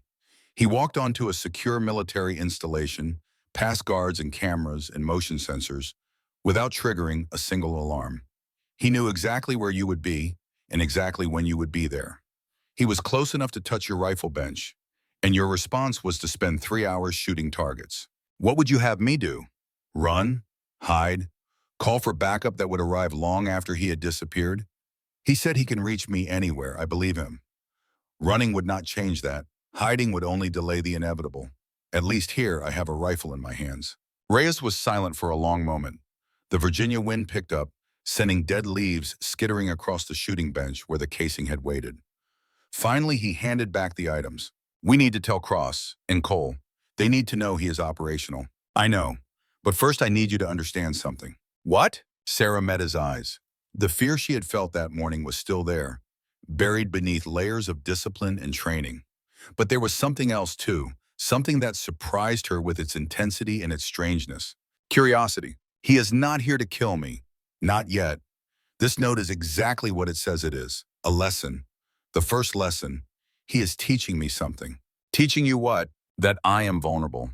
That all my training and all my skills mean nothing if he decides to end me. He could have put that casing through my skull instead of on my bench. He chose not to. That choice tells me everything I need to know about his intentions right now. It tells you he is playing with his food, like a cat with a mouse. Maybe, or maybe he is testing me, seeing how I react to pressure, seeing if I am worthy of whatever he has planned. My father let him live because he saw a worthy opponent. Maybe Volkov needs to know if I deserve the same consideration. They reported the incident to Cross within the hour. The response was immediate and overwhelming, the full machinery of military security grinding into motion. Security teams swept the base from one end to the other, checking every building, every vehicle, every possible hiding place. Camera footage was analyzed frame by specialists who knew what to look for. Entry logs were cross-referenced with personnel records going back 6 months. Every civilian contractor who had accessed the facility in the past week was interviewed and their alibis verified. They found nothing, no trace of Volkov, no evidence that anyone unauthorized had entered the base. The perimeter had not been breached. The cameras had not recorded anything unusual. The motion sensors had not triggered. The wolf had come and gone like smoke, leaving only a brass cylinder and 8 words to prove he had ever been there. Cole arrived from Washington the following day, traveling by military helicopter that landed on the parade ground at 0700. His expensive suit had been replaced by tactical clothing that looked uncomfortable on his bureaucrat's frame, the gear of a field operative worn by a man who spent his career behind desks. He brought a team of 6 analysts and a thick folder of new protocols that Sarah was required to memorize. No predictable patterns, Cole explained in the briefing room. His voice was tight with controlled urgency. No regular schedules, no routine movements. You vary your times, your routes, your locations every single day. You never sleep in the same room 2 nights in a row. You never eat at the same table twice. You never walk the same path between buildings. For how long? Until we find him or until he makes his move, whichever comes first. Sarah looked at the faces around the table. Cross, his jaw tight with contained fury, his cane gripped so hard his knuckles were white. Reyes, his eyes worried beneath their professional calm. The CIA analysts with their laptops and their probability models, calculating threat assessments as if human behavior could be reduced to algorithms. All of them focused on protecting her from a threat they could not see. What if that is exactly what he wants, she asked. What if he wants me afraid? Jumping at shadows. Unable to focus on anything except him? What if the paranoia itself is the weapon? Then we have already lost the first round, Cole admitted. But the alternative is leaving you exposed, and I am not willing to do that. Neither is anyone else in this room. The weeks that followed were the hardest of Sarah's life. She continued her training, but everything felt different now. The ranges that had felt like sanctuaries became potential kill zones. The barracks that had felt like home became prisons where she lay awake listening for sounds that did not come. Every shadow held potential threat. Every unexpected noise triggered a surge of adrenaline that left her heart racing and her hands reaching for weapons. She slept with her pistol under her pillow and woke at the slightest disturbance. The wind against a window, a door closing somewhere in the building, footsteps in the hallway that turned out to be guards on their rounds. She would lie in the darkness with her weapon in her hand, her eyes scanning the shadows, waiting for winter eyes to appear in the doorway. The other candidates began to notice. They gave her space in the mess hall, their conversations dying when she approached. They avoided eye contact in the hallways, as if her misfortune might be contagious. Word had spread about the message on her bench, about the mysterious threat that had turned their quiet training facility into a hunting ground. Some of them resented her for bringing danger into their midst. Others simply feared what her presence might bring down on all of them. Kevin Drake, the arrogant SEAL who had dismissed her as a publicity stunt on the first day of training, approached her in the armory one evening. His face showed the contempt he had carried since the beginning. But there was something else there now, something that looked like fear poorly disguised as anger. "You should leave," he said. "Whatever is going on with you, it is putting all of us at risk. Transfer out. Go somewhere else? Let the professionals handle your personal problems." Sarah looked at him, saw the fear beneath the bravado, saw the young man who had never faced an enemy he could not shoot back at, who had never experienced the particular terror of being hunted by someone you could not see. "If I leave, he follows," she said. "If I stay, at least I am surrounded by people who know how to fight. Which scenario do you think gives everyone better odds?" Drake had no answer. He walked away without another word, his shoulders stiff with pride and unacknowledged fear. Volkov had achieved his objective with a single brass casing and 8 words. He was in her head, in all their heads. The second message came 2 weeks later. Sarah learned about it from a CNN broadcast playing in the mess hall. A civilian shooting instructor in Delaware had been wounded during a routine demonstration. Shot through the shoulder from outside the facility, the bullet traveling over 800 meters before finding its target. The round was 7.62 by 54 millimeter Russian, the same caliber as the casing on her bench. The instructor survived. The shot was precise and controlled, the work of a surgeon rather than a killer. The bullet had damaged muscle and cracked the clavicle, but it had missed every major blood vessel and nerve cluster by millimeters. A wound designed to incapacitate without killing. A demonstration of skill that bordered on the miraculous. The connection became clear when Sarah checked her training records. 800 meters was exactly the distance she had practiced at the day before, working on wind compensation drills that Callahan had designed specifically for her development. The same distance, the same conditions, the same shot, but executed from outside a facility instead of on a controlled range. "He is mirroring you," Reyes said when they reviewed the intelligence reports in Cross's office. "Whatever you practice, he demonstrates that he can do it better. You work on 800-meter shots. He takes one at 800 meters. You focus on wind compensation. He makes a shot in wind conditions that should have made accuracy impossible." Why? What is the point? The point is psychological warfare, breaking you down piece by piece, making you doubt every skill you have developed, showing you that no matter how good you become, he will always be one step ahead. He is not just hunting you, Sarah. He is dismantling you. Sarah stared at the photographs of the wounded instructor, a man in his 50s named Gerald Patterson, a former Marine who had spent his retirement teaching civilians the basics of long-range shooting. He had a wife and 2 grown children. He coached Little League on weekends. He had never met Sarah Mitchell, had no connection to her whatsoever. But he had been shot because she had practiced at a range in Virginia. Collateral damage in a psychological war she had not started and did not know how to win. The Cold War Friday incident happened 1 week later. Cold War Friday was a SEAL sniper school tradition, a ritual that tested everything a shooter needed to succeed under pressure. Every Friday morning, the candidates were required to take their first shot of the day on a steel target at unknown distance. No warm-up rounds, no fouling shots to season the barrel, just the cold, clean weapon against reality. The exercise tested equipment preparation, mental readiness, the ability to perform with absolute precision when there was no margin for error and no chance to correct a mistake. A sniper in combat rarely got warm-up shots. The first round had to count. Sarah had performed well in previous Cold War Fridays. Her natural gift gave her an edge that the other candidates could not match. She could feel the shot coming together before the calculations were complete, could sense when the conditions were right in a way that transcended pure mathematics. This Friday felt different from the moment she woke up. The sky was heavy with gray clouds, the light flat and uncertain. The air was cold and damp, humidity hovering around 70%, the kind of moisture that affected bullet flight in subtle but significant ways.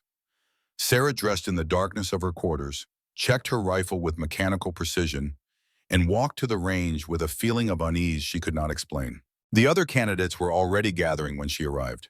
20 shooters arranged along the firing line, their rifles set up on benches, their bodies tense with the particular anxiety of men about to be tested. Kevin Drake stood at the position beside hers, his own rifle shouldered, his posture radiating the arrogance that had defined him since the first day of training. She ignored him and focused on her preparation. Checked the 0 on her scope, verified the round count in her magazine, took slow, deep breaths to lower her heart rate. The target appeared at 0600 exactly, a steel plate at unknown distance, glinting faintly in the early morning light. Sarah ranged it through her scope, 670 meters, wind 5 knots from the northeast, a quartering value that would push the bullet right, temperature 38 degrees and falling. She began her calculations, dialed her turrets for elevation and windage, found her natural point of aim, letting her body settle into the position it wanted to take, began the slow, steady trigger press that would send the bullet on its way. Her finger was taking up the last millimeter of slack when the world exploded. Drake screamed. His rifle clattered to the concrete. He fell backward, his hands clutching his face, blood pouring between his fingers in crimson streams. Glass glittered on the ground around him, the shattered remains of his rifle scope catching the gray morning light like bloody diamonds. Sarah dropped flat instinctively, her body reacting before her conscious mind could process what had happened. Around her, candidates were diving for cover, shouting in confusion, reaching for weapons that were suddenly useless against an enemy they could not see. 4 more shots rang out in rapid succession. 4 steel targets along the firing line rang with impacts. Each one hit dead center. The shots came from somewhere beyond the tree line, from a distance that should have made such accuracy impossible. 1 shot per target, 4 shots in 9 seconds. The work of a master demonstrating his absolute superiority. Then silence, complete and terrible silence. Drake was still screaming, his voice raw with pain and terror. Medics rushed to his position, pushing past candidates who were too stunned to move. Sarah watched them work, her mind racing through the implications of what she had witnessed. Volkov had shot Drake through his rifle scope. The mathematics of such a shot were staggering. The scope's objective lens was perhaps 50 millimeters in diameter. At 1,200 meters, which was the minimum distance for the shot to come from beyond the facility perimeter, that meant hitting a target roughly 2 inches across, in low light, with wind, with a cold barrel. The scope had absorbed most of the bullet's energy, probably saving Drake's life, but the high-quality glass had fragmented into his face, lacerating his cheeks and forehead, missing his eyes by millimeters. He would survive. He would probably even keep his vision after surgery, but he would carry the scars for the rest of his life. The aftermath was chaos. Security teams swept the perimeter. Helicopters scrambled from the airfield. Every instructor and candidate was interviewed about what they had seen, though no one had seen anything useful. The shots had come from too far away, the shooter invisible against the winter landscape.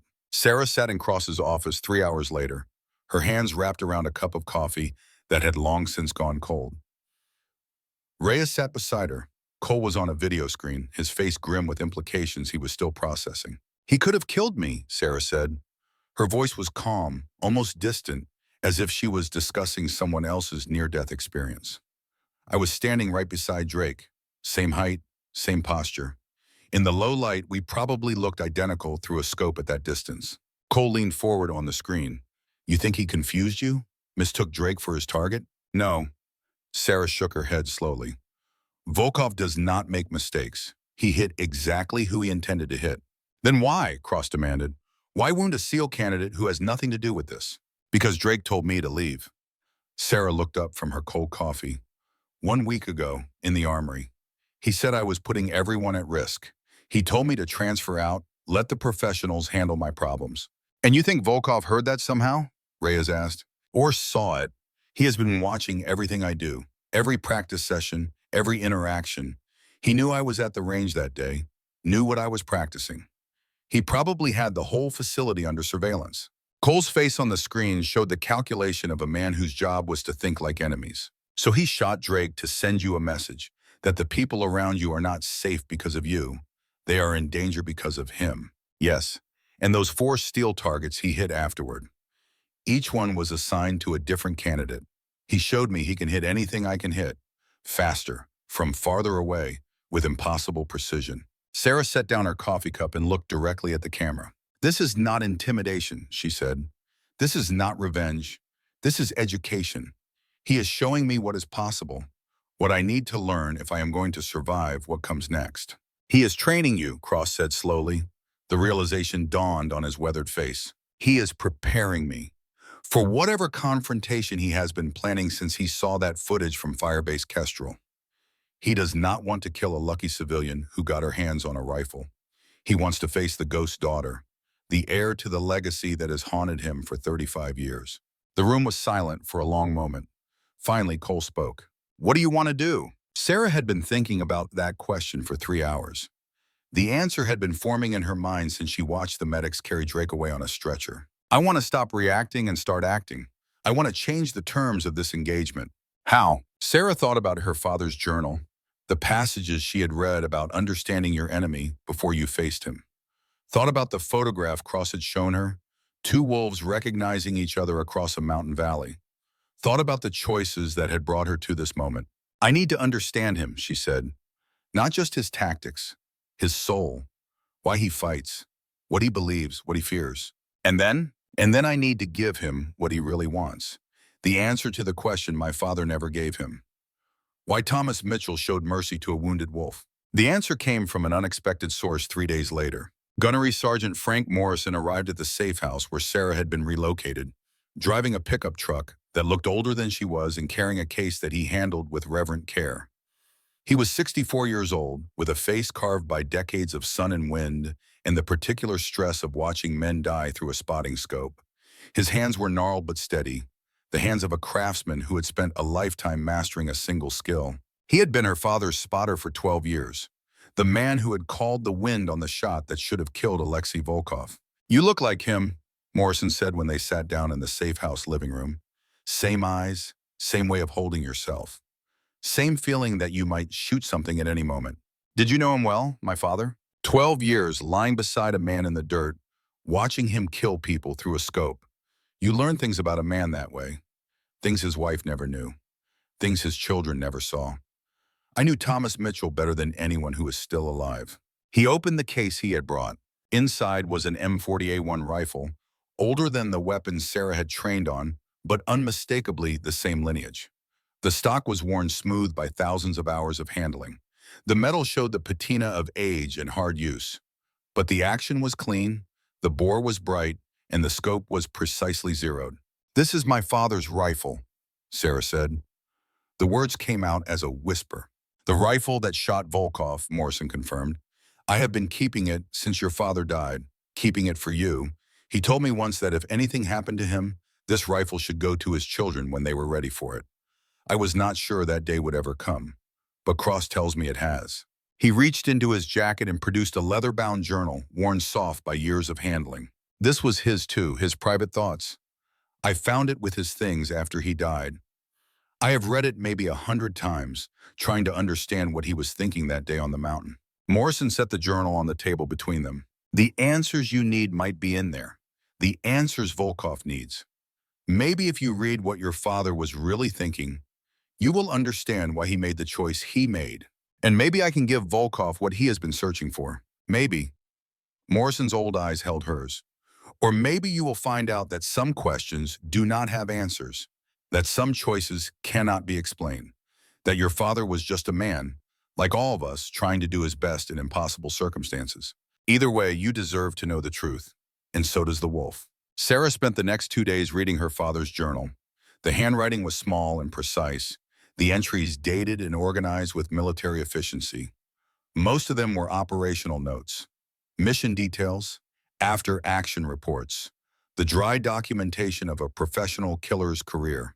But scattered among the clinical entries were passages of something deeper, reflections on what he had done, questions about what he was becoming, the private thoughts of a man trying to understand his own capacity for violence. She found the entry about Volkov near the middle of the journal. The words had been written 3 days after the shot that should have ended the wolf's life. "I let him live. I do not fully understand why. He was my enemy. He had killed our allies. He would have killed more if he survived. Every principle of warfare says I should have taken the second shot. But I watched him through my scope, and I saw something that made me hesitate. Not weakness, not surrender, recognition. He knew I was there, knew I had him dead to rights, and instead of fear, his eyes showed understanding. The understanding of one wolf recognizing another. We are the same, this Russian and I, different flags, different causes, but underneath the same soul, the same gift, the same curse. I could not kill him, because killing him would have been killing part of myself. Let him live.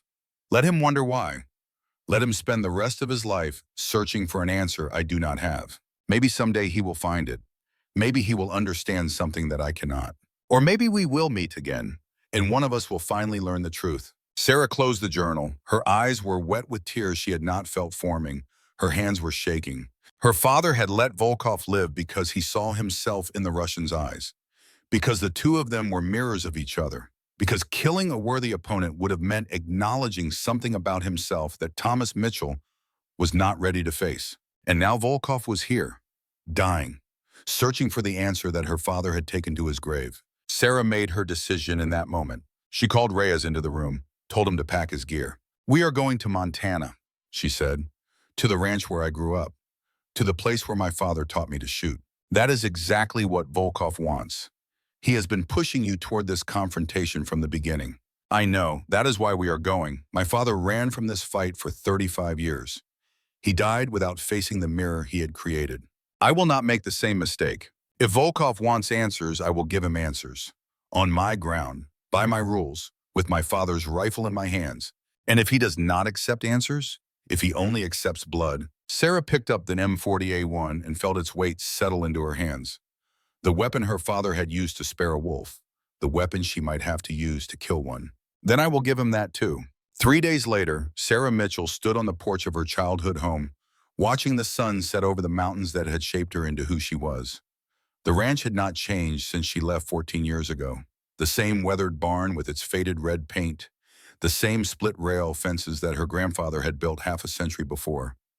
The same view of the crazy mountains that had been her horizon for the first 18 years of her life. Montana in late autumn was exactly as she remembered. The aspens had turned gold, their leaves trembling in the wind like thousands of small flames. The sky was enormous, stretching from horizon to horizon in a dome of blue that made Virginia feel claustrophobic by comparison. The air smelled of pine and wood smoke and the particular crispness that came before the first hard freeze. Her brother Ryan stood beside her on the porch, his face showing the war between love and fear that had been playing out since she called to tell him she was coming home. He was 35 now, a former Army infantryman with 2 deployments to Iraq behind him and 2 children who called him Dad. He had sent those children to their mother's house the day Sarah's call came. "You know this is crazy," Ryan said. His voice was rough with emotion he was trying to control. "You are using yourself as bait for a professional assassin. A man who has killed more people than either of us has ever met. I am not using myself as bait. I am using myself as an answer. There is a difference." "Is there?"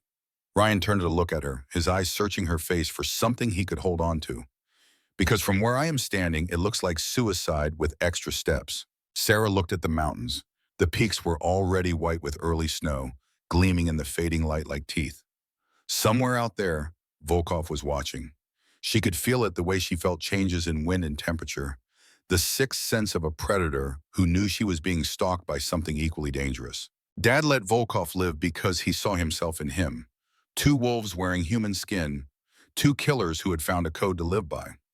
Now Volkov is dying, and he needs to understand why that moment of mercy happened, why the one man who could have killed him chose not to pull the trigger. "I do not have all the answers. I am not sure anyone does. But I have Dad's rifle, his journal, his blood running through my veins. If anyone can give Volkov what he needs, it is me. And if what he needs is to kill you, then at least I will die on my own terms, in the place where I learned to shoot, where Dad taught me to see the wind and feel the bullet and understand that killing is not about hatred. It is about necessity." Sarah turned to face her brother fully. "If I die here, I die as Thomas Mitchell's daughter, not as a victim, not as prey running from something she cannot escape, as a warrior who chose her battlefield and faced her enemy with her eyes open." Ryan was silent for the long moment. The wind picked up, sending dry leaves skittering across the porch boards. When he spoke again, his voice was thick with something that might have been pride or grief or both. "Dad would have been proud of you. God help me, I hate admitting that, but he would have been proud." Sarah put her hand on her brother's shoulder. She could feel the tension in his muscles, the coiled readiness of a soldier who expected combat. "Help me prepare the house. We have a lot of work to do before the wolf arrives." They spent the next 2 days transforming the ranch into a defensive position. Motion sensors on the access road that would alert them to any approach. Fields of fire mapped from every window, the distances measured and recorded on range cards that Sarah taped to the walls.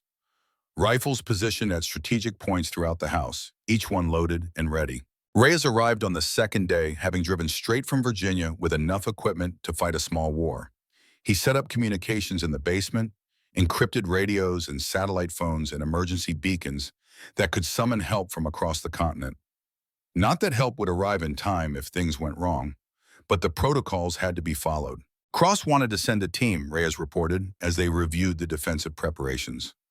FBI, special operators. Half the special warfare community volunteered when they heard what was happening. "What did you tell them?" "That this was your play, your choice. That Volkov would spot a military response from miles away and disappear like smoke. That the only way to end this was to let it happen on your terms." "And he accepted that?" "He did not have a choice. You are a civilian now. The Navy cannot order you to do anything, and Cross understands what Volkov is looking for. He was there that day on the mountain. He knows this is not about tactics or strategy. This is about something older, something that goes beyond military operations." Sarah checked the 0 on her father's M40A1 for the 100th time. The weapon felt alive in her hands, warm with history, heavy with the weight of the shot it had already taken, and the shot it might need to take again. "He will come soon. I can feel it." "How do you know?" "Because I would, if I were dying. If I had spent 35 years hunting for an answer that stayed just out of reach. If the daughter of my greatest enemy had finally come to the place where everything began, I would come to meet her, to see if she was worthy of her father's legacy, to see if she could answer the question that had haunted my entire life." Reyes checked his own rifle, a modern M110 that would give him rapid follow-up capability if the engagement went hot. His movements were automatic, the hands doing their work, while the mind considered larger problems. "And what is the question? The one Volkov has been searching for all these years?" Sarah looked out the window at the gathering darkness. The first stars were appearing over the mountains, cold and distant, and utterly indifferent to the small dramas playing out beneath them. Why did my father let him live? Why did a killer show mercy to another killer? What does it mean to be a wolf who refuses to finish his prey? Those are questions I have been asking myself since Firebase Kestrel, since I killed 23 men and felt something I did not expect to feel. Not triumph, not satisfaction, just emptiness, and the understanding that I had crossed a line that could never be uncrossed. Maybe Volkov and I are looking for the same thing. Maybe that is why he has been teaching me instead of killing me. Maybe we both need answers that only the other can provide. The sun disappeared behind the mountains. Darkness crept across the valley like a tide. Somewhere in that darkness, a wolf was moving closer. And in the house where she had learned to shoot, Sarah Mitchell waited with her father's rifle in her hands. The hunt was almost over. The reckoning would begin with the dawn. The first snow began falling on the third night of waiting. Sarah Mitchell stood at the window of her childhood bedroom, watching the white flakes drift down from a sky that had turned the color of old pewter. The snow was light at first, scattered crystals that melted as soon as they touched the ground, leaving dark spots on the wooden porch rails that faded within seconds. But within an hour it had thickened into a steady curtain that erased the mountains from view and transformed the ranch into an island floating in a sea of white silence. She had not slept more than 4 hours total since arriving in Montana. Every creak of the old house sent her hand reaching for the rifle propped beside her bed. Every gust of wind against the windows made her heart accelerate with the anticipation of violence that never came. The paranoia that had been building for months had reached a fever pitch, her nervous system so primed for danger that even the sound of her own breathing seemed threatening in the darkness. The bedroom had not changed since she left 14 years ago. The same faded wallpaper with its pattern of tiny flowers. The same oak dresser where she had kept her treasures as a child. The same window that looked out on the same view of the crazy mountains, now hidden behind the falling snow. But the snow changed something. As she watched it fall, Sarah felt a strange calm descend over her. This was her ground, her territory. Every ridge and hollow of this land was mapped in her memory. She knew where the elk grazed in winter. She knew where the mountain lions denned. She knew every sight line and dead zone. Volkov was a master, perhaps the greatest sniper who had ever lived. But he was operating on unfamiliar ground, reading maps instead of memories, calculating distances that Sarah could feel in her bones without conscious thought. If she had any advantage at all, it was this: the land itself, the home that had made her who she was. The morning of the fourth day dawned gray and bitter cold. The snow had stopped overnight, leaving perhaps 8 inches on the ground. A pristine white blanket that would muffle sound and track movement. Every footstep would leave evidence. Every position would create disturbance that a trained eye could read like words on a page. Sarah woke at 4:30, the same time she had woken every day since childhood, when her father would rouse her for pre-dawn shooting practice. The habit had never left her, even during the years she had tried to forget everything he had taught her. Some things lived in the body deeper than memory. Sarah found Reyes already up, standing a watch at the kitchen window with a cup of coffee that had long since gone cold. His face was drawn with fatigue, but his gaze was alert and steady. Anything? Nothing. Ryan did a perimeter check at 3. No tracks in the snow, no signs of entry or observation posts. Either he is not here yet or he is better than anything I have ever seen. He is here. Sarah moved to the coffee maker and poured herself a cup. The liquid was thick and bitter, overbrewed from hours on the warmer, but she drank it anyway. The caffeine was secondary. The ritual was what mattered. I can feel him watching, the same way I could feel him at the training facility when he left that casing on my bench. He is out there somewhere, waiting. Waiting for what? For the right moment, for whatever he thinks will make this confrontation meaningful. He did not travel 6,000 miles and spend months hunting me just to shoot me through a window while I eat breakfast. He wants something more than a simple kill. He wants a reckoning. The morning passed with excruciating slowness. Sarah divided her time between watching the approaches to the ranch and reading her father's journal for the 100th time. The familiar words had taken on new weight since she arrived in Montana. The passages about Volkov resonating with the particular intensity of reading a dead man's thoughts in the place where he had lived and died. Her father had written about mercy as if it were a puzzle he could not solve. The journal entries from the months after the shot showed a man wrestling with his own decision, questioning whether compassion was strength or weakness, whether the code he lived by made any sense in a world that rewarded ruthlessness above all other virtues. Some nights, I wake up wondering if I made a mistake, Thomas had written in his small, precise handwriting. If Volkov will recover and kill Americans who would have lived if I had taken the second shot. I think about the families who will never know that I could have prevented their grief. I think about the flag-draped coffins that might have stayed empty if I had done my job.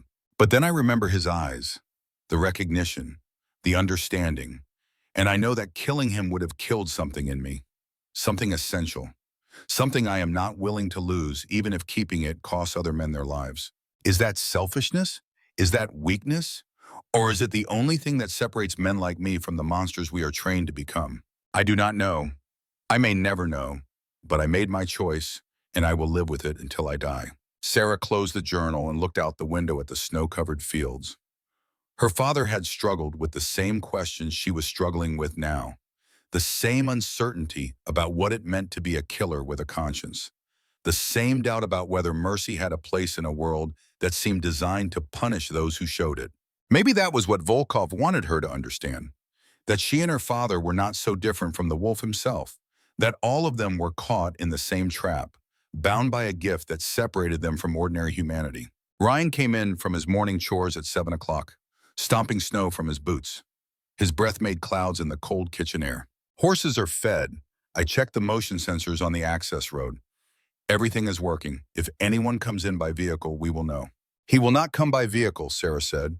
She was standing at the window again, scanning the ridge lines through her binoculars. He will come on foot, through the forest, probably from a direction we do not expect.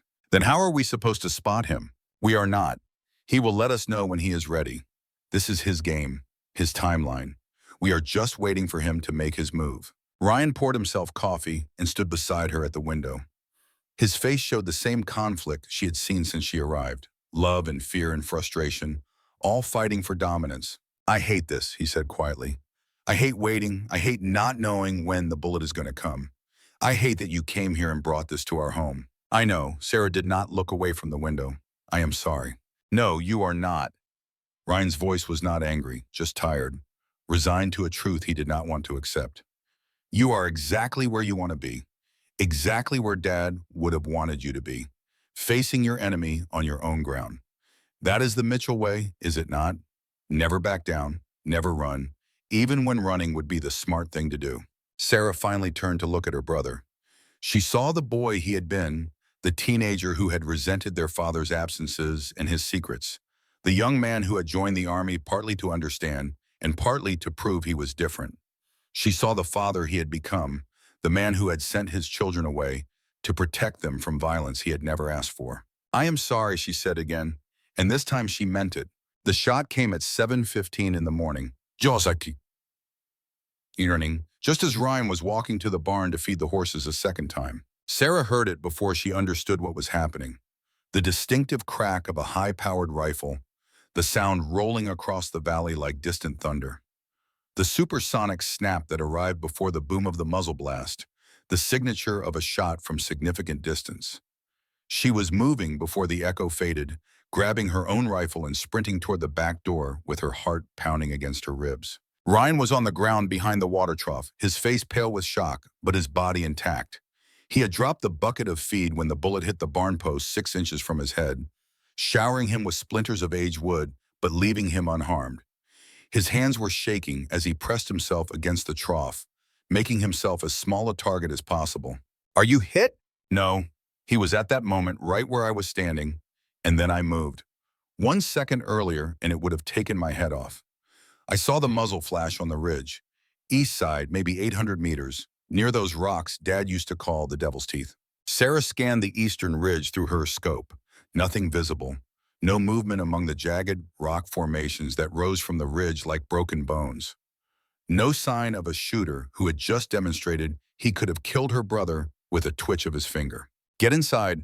Stay away from windows. Move through the center of the house only. Ryan scrambled to his feet and ran for the back door, his body low and his movements quick despite his size. Sarah covered him, her crosshairs sweeping the ridge, searching for any sign of the wolf who had finally announced his presence. She found nothing. The position was already empty. Volkov had taken his shot and vanished, leaving only the echo and the message behind. Because it was a message. Sarah understood that as clearly as she understood her own heartbeat. A kill shot that deliberately missed. A demonstration of capability that was also a declaration of intent. I am here. I can reach you whenever I choose.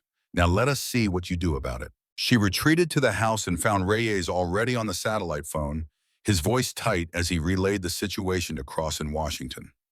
Ryan was sitting at the kitchen table, his hands still shaking as he poured whiskey into his coffee with the methodical precision of a man who needed to do something with his fingers. He is not hunting us, Ryan said. His voice had that strange, flat quality again, the voice of a combat veteran processing information, while his nervous system dealt with the aftermath of nearly dying. He could have killed me. He chose not to. He is sending a message. What message? Sarah was about to answer when she looked through the window at the barn. At the post where Volkov's bullet had buried itself in wood that her grandfather had raised 60 years ago, there was something carved into the post. Something that had not been there yesterday. Stay here, she said, and went outside. The carving was precise. Each letter cut with a blade that knew exactly how deep to go. The wood was still pale and fresh beneath the weathered surface, the cuts made recently, within the last few hours. While they slept, or while they watched other approaches, Volkov had come within 50 feet of the house and left his mark. 2 words in Cyrillic script, the alphabet of his homeland, the language of his thoughts. Sarah photographed the carving and sent it to Reyes, who forwarded it to the analysts at Langley with a priority flag that would get immediate attention. The translation came back within minutes. Mesto Nachala, Russian for the place of beginning. He knows, Sarah said. She was standing in the kitchen, her rifle across the table, staring at the photograph on her phone. He knows this is where my father taught me to shoot. This is where it all started for me. The same way that mountain in Afghanistan was where it started for him and my father. Cross's voice crackled through the satellite phone speaker, tinny but clear. FBI tactical team can be there in 4 hours. Special operations assets in 6. We have Delta operators who worked with your father offering to come out of retirement for this. Say the word and we will have half the military on your doorstep within 8 hours. No. Sarah's voice was firm. The decision had been forming since she saw the carving, since she understood what Volkov was really asking for. If I bring in an army, he disappears. He has been disappearing from armies his entire life. The entire Soviet military could not catch him in Chechnya. The NATO coalition could not find him in Afghanistan. He knows how to vanish when overwhelming force arrives. This ends between us, or it does not end at all. Sarah, Cross said, his voice heavy with the concern of a man who had watched too many people he cared about walk into situations they did not walk out of. This is not a training exercise. Volkov has killed 68 people that we know of. Professionals, Tier 1 operators. Men who knew he was coming and still could not stop him. You are good. You might be the best natural talent I have ever seen. But he has 40 years of experience on you. I know what he is. I also know what he wants. And an FBI tactical team cannot give it to him. Only I can. There was silence on the line. Sarah could hear Cross breathing, could imagine him in some Pentagon office weighing her life against the protocols he was supposed to follow. Finally, he spoke again, his voice different. Older, weighted with memories that went back 35 years. Your father said something similar once, the night before he took that shot at Volkov. He said some things had to be settled between warriors, not armies, that some questions could only be answered in blood or in mercy, and that armies were incapable of either. What happened? He was right. The shot he took changed everything, not because he killed Volkov, but because he chose not to. Sometimes the choices we do not make define us more than the ones we do. Cross paused, and when he spoke again, Sarah heard something she had never heard from him before. Respect for a decision he did not agree with. Be careful, Sarah, and remember what your father believed. That mercy is not weakness. That the code matters even when no one is watching, especially when no one is watching. The afternoon passed in tense preparation. Sarah studied the terrain around the ranch through her scope, looking for positions that offered both concealment and fields of fire. The eastern ridge where Volkov had taken his shot was obvious, too obvious for a second engagement. He would have moved by now, repositioning to a location that would give him different angles, different options. She thought about the elk stand her father had built on the North Ridge 20 years ago when she was still a child learning to walk through snow without leaving obvious tracks.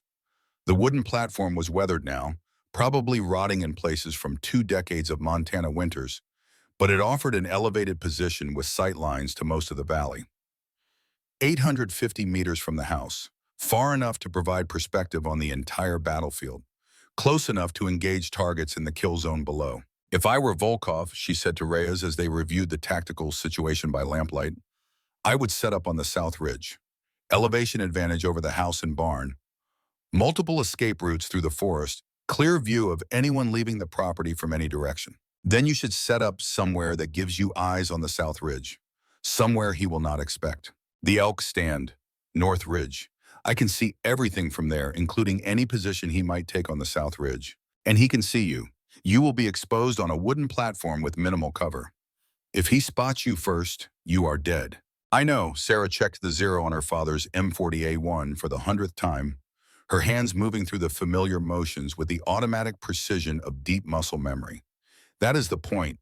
He does not want to kill a target he has to hunt. He wants a confrontation, a reckoning between equals. The only way I get that is by giving him a target worth facing.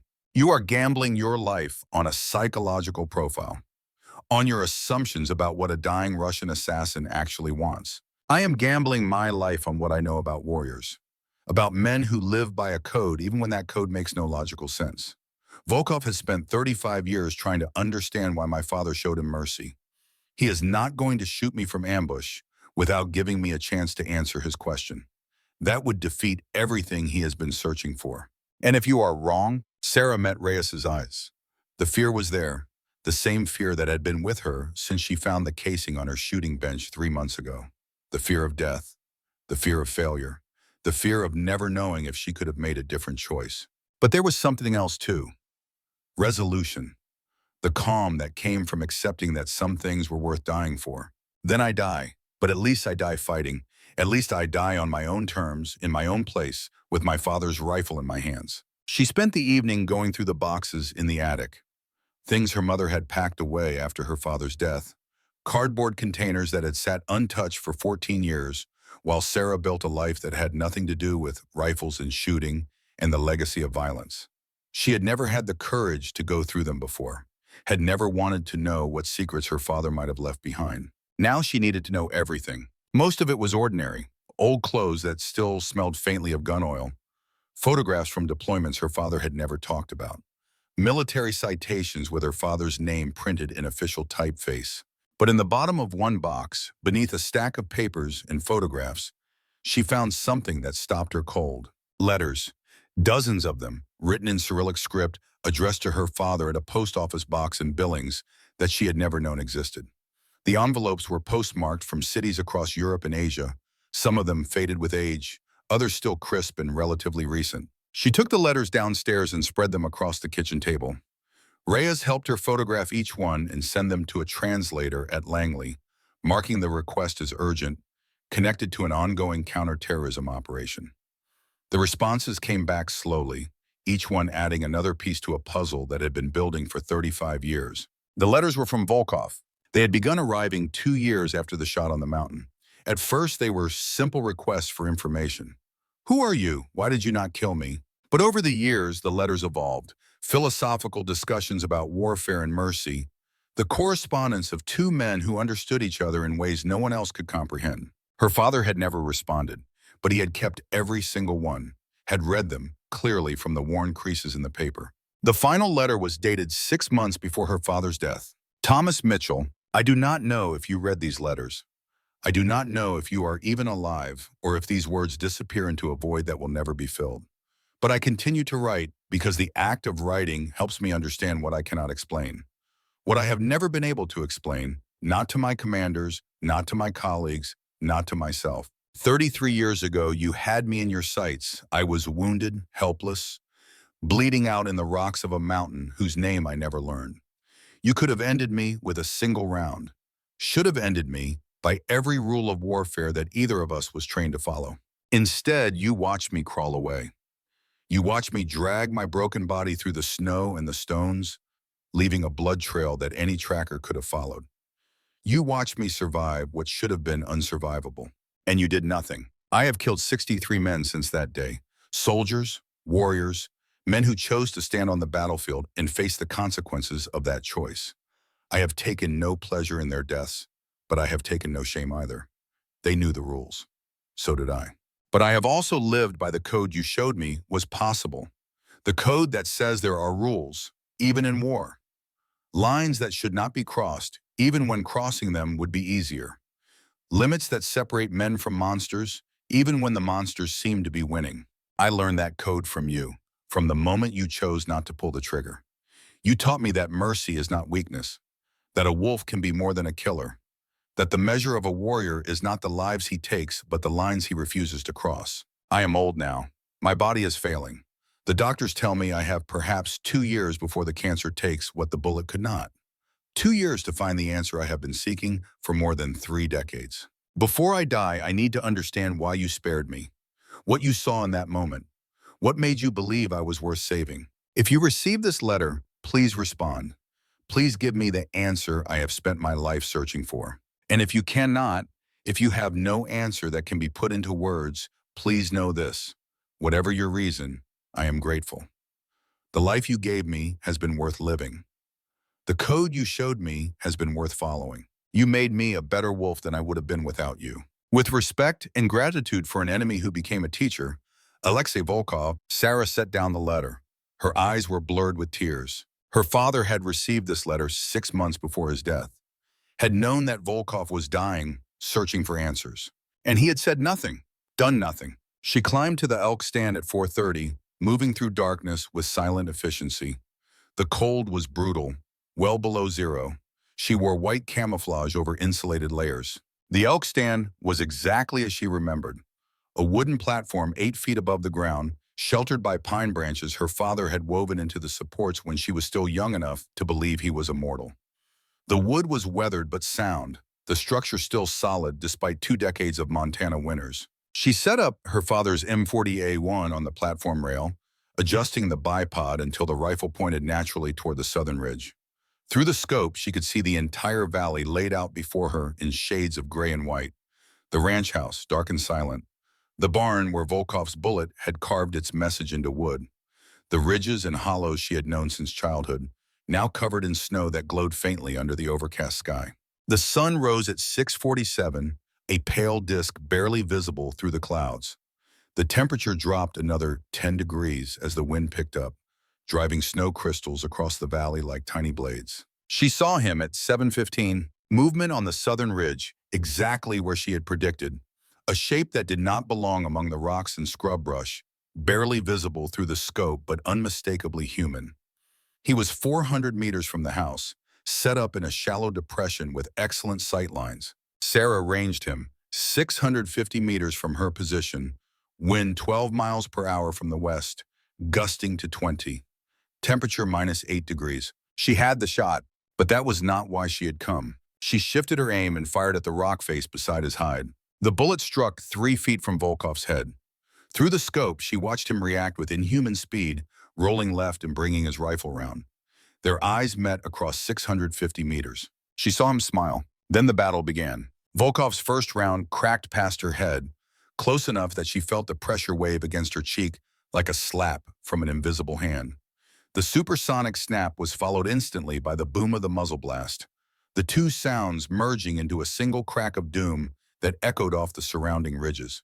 She was already moving before the echo faded, dropping from the elk stand and sliding down the reverse slope of the ridge as his second shot splintered the wooden platform where her body had been a half-second earlier. The cold hit her as she tumbled through the snow, powder filling her collar and working its way down her back.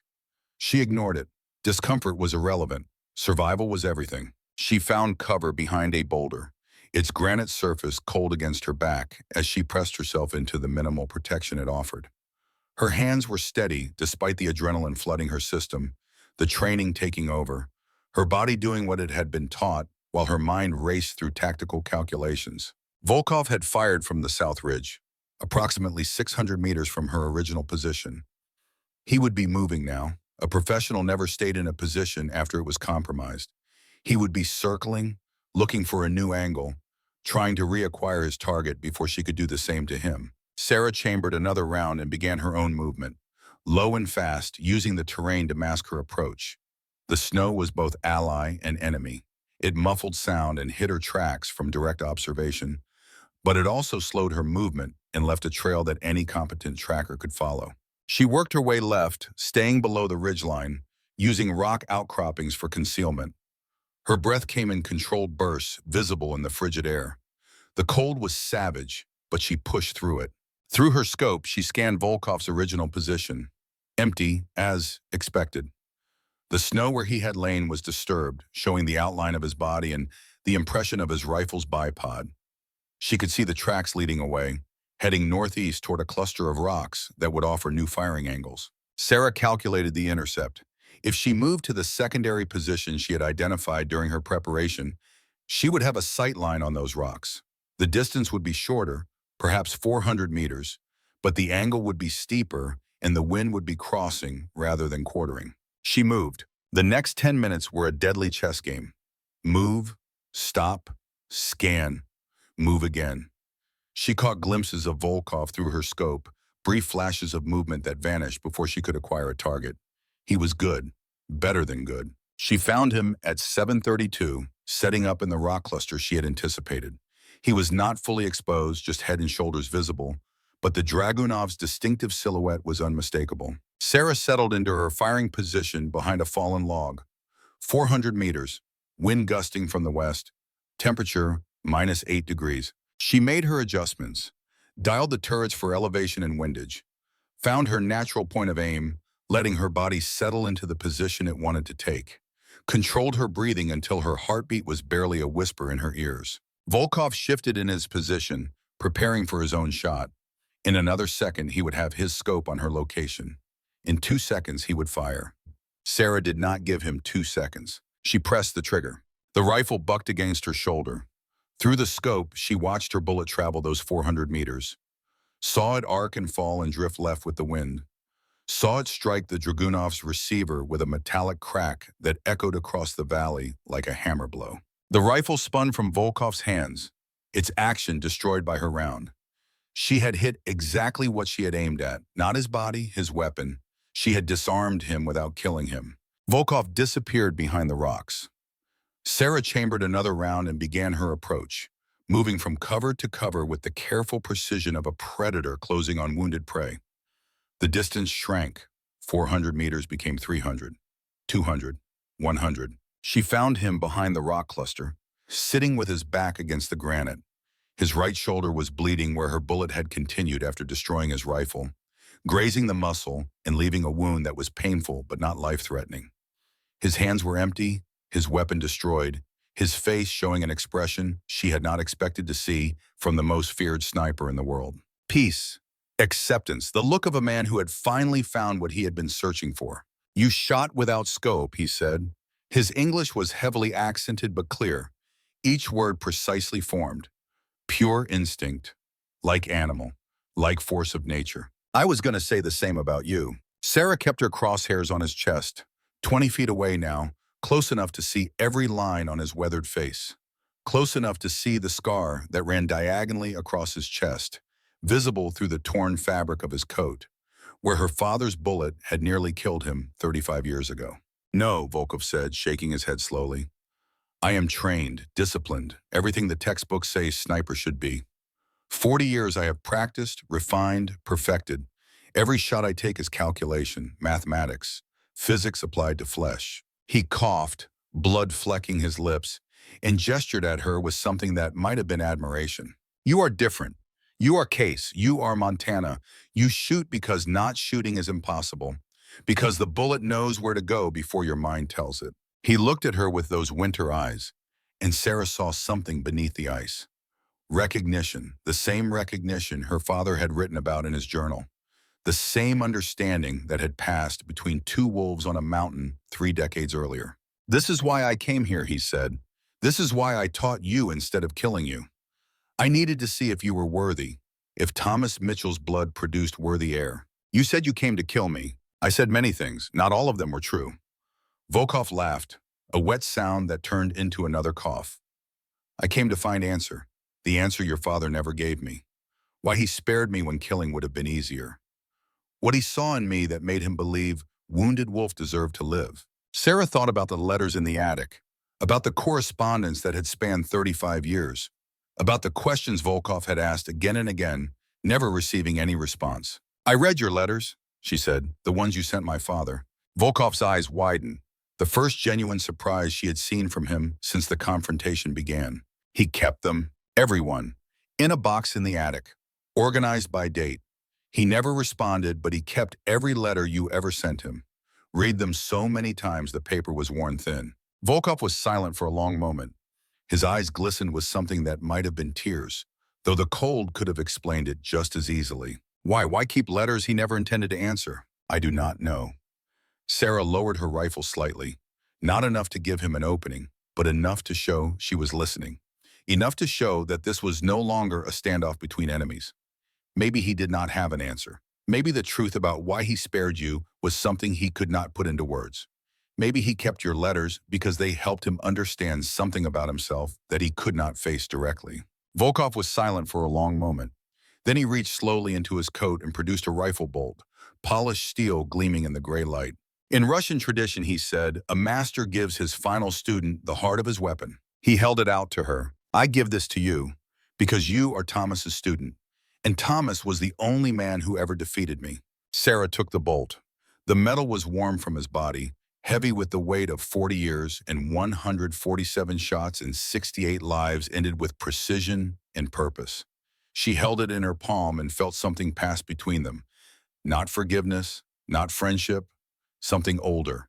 Something that went back to the first wolf who chose not to kill the second wolf, and in doing so created a bond that transcended enmity. Why did you not just ask me, Sarah said.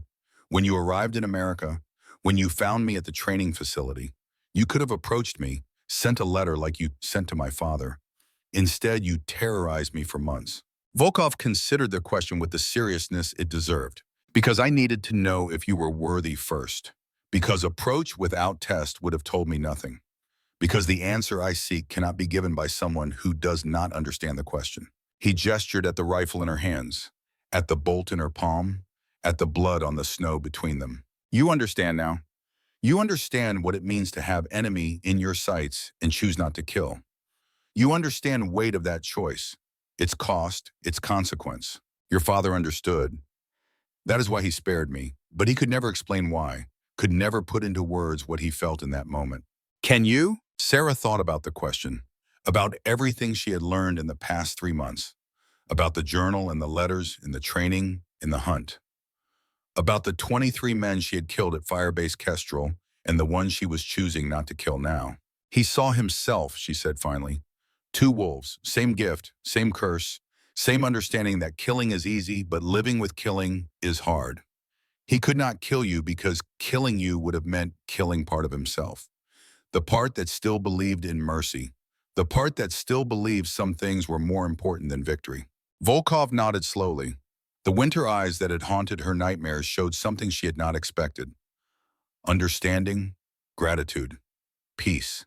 And you, what do you see when you look at me? Sarah looked at the man her father had spared, saw the warrior beneath the wrinkles and the blood and the cold, saw the code that had guided him through 40 years of killing, the rules he had followed even when following them was harder than breaking them, saw the search for meaning that had driven him across continents and decades, hunting for an answer that might not exist. I see a man who learned that mercy is possible, she said. A killer who discovered that there are lines worth preserving, even in a world that rewards those who cross them. I see someone who spent his whole life trying to be worthy of the gift my father gave him.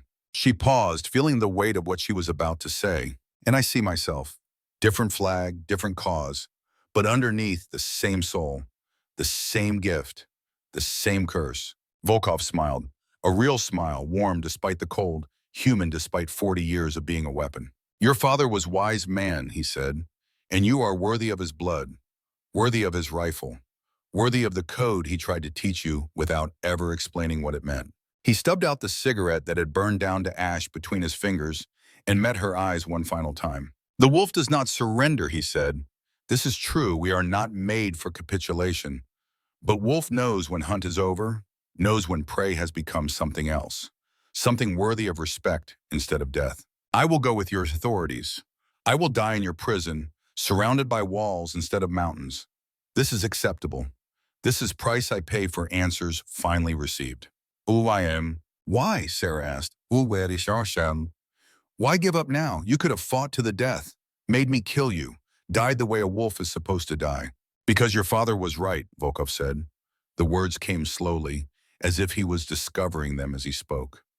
Neither of us deserved to die that day on the mountain, and neither of us deserves to die today.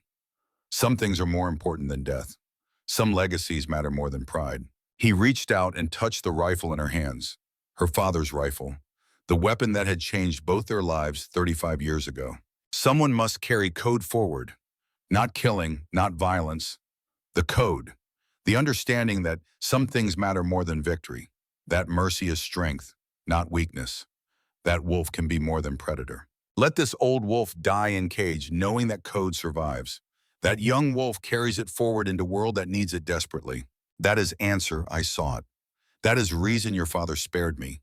To create this moment. To pass torch from one generation to next. He bowed his head slightly, the gesture of a warrior acknowledging another warrior. And now torch passes to you. Sarah stood in the snow, her father's rifle in her hands, the bolt from her enemy's weapon warm against her palm. The wind had died. The clouds were beginning to break, letting shafts of pale sunlight through to illuminate the blood-stained snow. Somewhere in the valley below, she could hear Reyes calling her name, his voice tight with worry. The hunt was over. The reckoning had come, and Sarah Mitchell had made her choice. She holstered her rifle and reached down to help Alexei Volkov to his feet. The wolf leaned on her shoulder as they began the long walk back to the ranch. Two predators supporting each other through the snow, enemies who had become something else in the crucible of confrontation. Behind them, the mountains watched in silence. The same mountains that had watched her father teach her to shoot. The same mountains that had shaped both of them into the wolves they had become. The same mountains that would stand long after both of them were dust. Some things ended in blood. Others ended in understanding. Sarah had chosen understanding, had chosen mercy, had chosen to carry forward the code that her father had lived by, and that Volkov had spent 35 years trying to comprehend. And somewhere she knew her father was watching, proud of the daughter who had become everything he had hoped, proud of the wolf he had created by refusing to kill another wolf, proud of the legacy that would continue long after all of them were gone. The sun broke fully through the clouds as they reached the ranch house. Ryan was standing on the porch, his face showing the war between relief and disbelief. Reyes was beside him, rifle still ready, eyes scanning for threats that no longer existed. Sarah stopped at the foot of the porch steps and looked back at the mountains one last time. This is where it started, she said to no one in particular, and this is where it ends. Volkov, leaning heavily on her shoulder, managed a small laugh. No, he said, this is where it begins. Everything before was preparation. Now real work starts. What real work? Living. Volkov's voice was tired but peaceful. Living with choices we have made. Living worthy of mercy we have been given. He looked at her with those winter eyes, and for the first time, Sarah saw warmth in them. Your father gave me 35 years of life I did not deserve.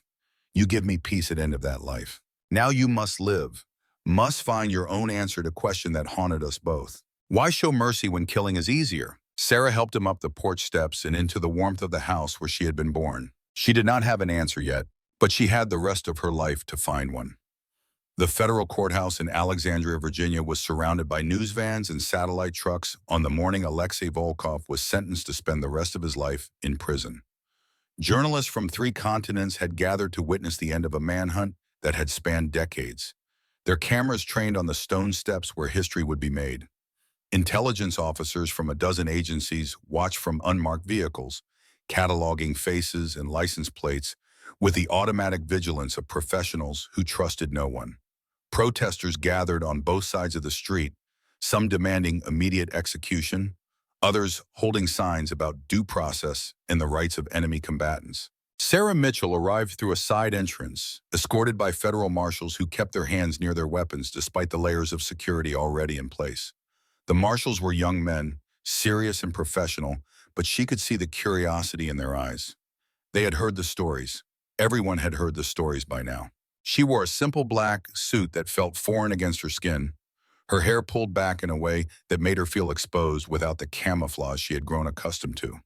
The suit was borrowed, purchased the day before at a department store in Arlington, where the saleswoman had not recognized her name or understood why her hands kept reaching for a weapon that was not there. In her pocket, wrapped in a soft cloth, she carried the rifle bolt that Volkov had given her on the mountain, a piece of the wolf that she could not bring herself to leave behind. Its weight was comforting, a reminder of what had passed between them in those final moments when mercy had triumphed over violence. The courtroom was smaller than she had expected, designed for function rather than spectacle. Dark wood paneling absorbed the murmurs of the assembled observers, giving the space a muffled quality that made every sound seem distant and unreal. American flags flanked the judge's bench, their colors somehow muted in the fluorescent light. The air smelled of old paper and anxiety, the particular scent of a place where lives were weighed and futures determined by men and women in black robes who had never held a rifle or looked through a scope at another human being. Volkov sat at the defense table in an orange jumpsuit that made his pale skin look almost translucent. The cancer had progressed in the months since Montana, eating away at his body with the same relentless patience he had once brought to his hunts. His cheeks were hollow now, the bones of his skull visible beneath skin that had grown paper-thin.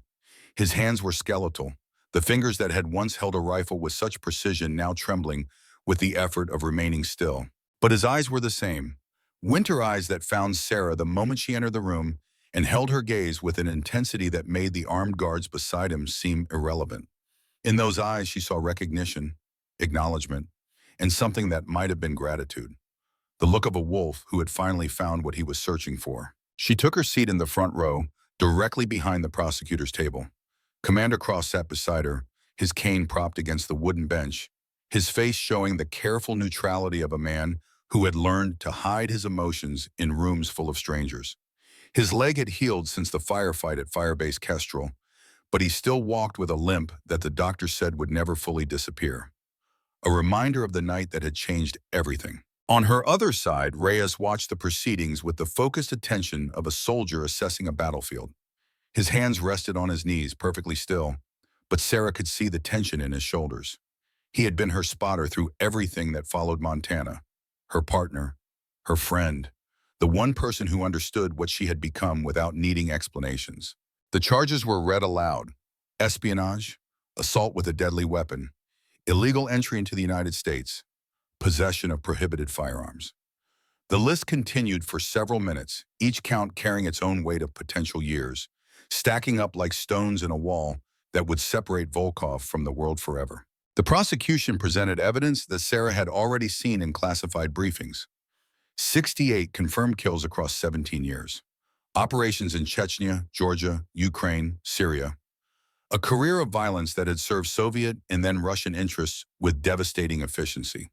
The prosecutor's voice was measured and relentless, building a portrait of a monster that did not match the man Sarah had faced on the mountain.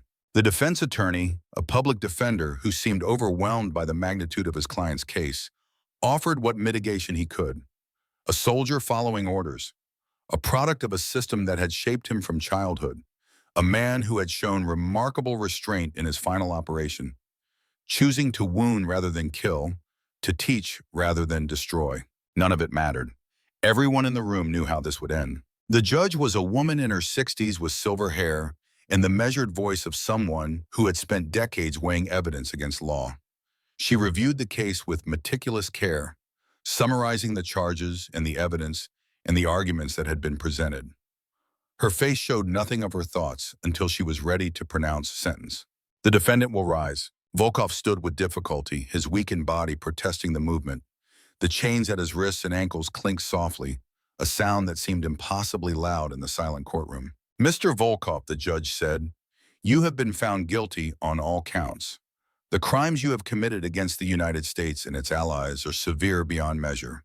68 lives ended by your hand, countless more affected by the chaos and grief you left in your wake." She paused, her eyes moving to Sarah. "I have also reviewed extensive testimony about your final operation in this country, about the woman you hunted and the confrontation that ended in your capture. Miss Mitchell has described your actions as those of a teacher rather than an assassin, a warrior operating under a code that, while foreign to our legal system, suggests a capacity for discrimination that your previous record does not demonstrate. The judge shook her head slowly. I do not understand you, Mr. Volkov. I do not understand why a dying man would travel thousands of miles to engage in psychological warfare with a woman he had never met. I do not understand why you chose to educate rather than eliminate, to wound rather than kill. But understanding is not required for judgment. Her voice hardened. You are a weapon, Mr. Volkov. You have been a weapon your entire adult life. And the only way to ensure you never harm another American is to place you in a facility designed to contain weapons like you. I hereby sentence you to life imprisonment without possibility of parole, to be served at the United States Penitentiary Administrative Maximum Facility in Florence, Colorado. You will be held in solitary confinement for the remainder of your natural life. You will have no contact with other prisoners. Your communications will be monitored and restricted to legal counsel only. May God have mercy on your soul, because this court has none to offer. The marshals moved forward to escort Volkov from the courtroom. As they positioned themselves on either side of him, the wolf turned one last time to look at Sarah. Their eyes met across the width of the room. In that brief moment, something passed between them that the observers could not see and the transcript could not record. Acknowledgement of what they had shared, recognition of what they had become to each other, the understanding of two predators who had faced each other across rifle scopes and emerged as something other than enemies. Volkov nodded once, the slightest movement of his head. Then he was gone, led through a door that would take him to a prison where the most dangerous men in America lived out their days in concrete cells designed to contain evil itself. Sarah remained in her seat as the courtroom emptied around her. The journalists hurried to file their stories. The intelligence officers departed to write their reports. The curious spectators filtered out into the bright Virginia morning, already composing the versions of events they would tell their friends and families. She sat in the silence and thought about endings and beginnings. Cross waited until they were alone before speaking. The courtroom had emptied, the last journalist hurrying out to file a story, the last security officer completing a final sweep. The silence that remained was thick and heavy, weighted with everything that had happened and everything that was about to be said. There is something else, Cross said. His voice was different now, stripped of the professional detachment he had maintained throughout the trial. Older, more vulnerable. The voice of a man about to unburden himself of a secret he had carried too long. Something I need to tell you about your father. Sarah turned to look at him. The old warrior's face showed an expression she had never seen before. Pain, perhaps, or guilt that had accumulated interest over 14 years of silence. The official report says Thomas Mitchell died in a hunting accident, a fall from a ridge while tracking elk in the mountains outside Billings. Body recovered 3 days later by search and rescue teams. Cause of death, blunt force trauma consistent with a fall from significant height. Sarah knew all this. She had read the report 100 times in the years since her father's death, memorized its clinical language as a way of processing grief she had never fully allowed herself to feel. The words had become a kind of shield, protecting her from questions she did not want to ask. That report is a lie. The words hung in the air between them, like smoke from a fire that had never been properly extinguished. Your father did not die in an accident. He died by his own choice, by his own hand, on his own terms. Cross reached into his jacket and produced a folder marked with classification stamps that Sarah recognized from her time in the intelligence world. He handed it to her with hands that trembled slightly, the hands of an old soldier finally releasing a burden he should never have carried alone. 6 months before his death, Thomas was diagnosed with ALS, amyotrophic lateral sclerosis, Lou Gehrig's disease. The doctors at Walter Reed gave him 2 to 3 years, but the progression was aggressive, more aggressive than anything they had seen before. They told him that by the end, he would have lost the ability to move, to speak, to breathe without assistance. He would have been trapped in a body that no longer obeyed him, dependent on machines and caretakers for every basic function of life. Sarah opened the folder with fingers that had gone numb. Inside were medical records from specialists across the country, intelligence assessments about the security implications of a former Delta Force operator with a terminal diagnosis, and a document she did not recognize.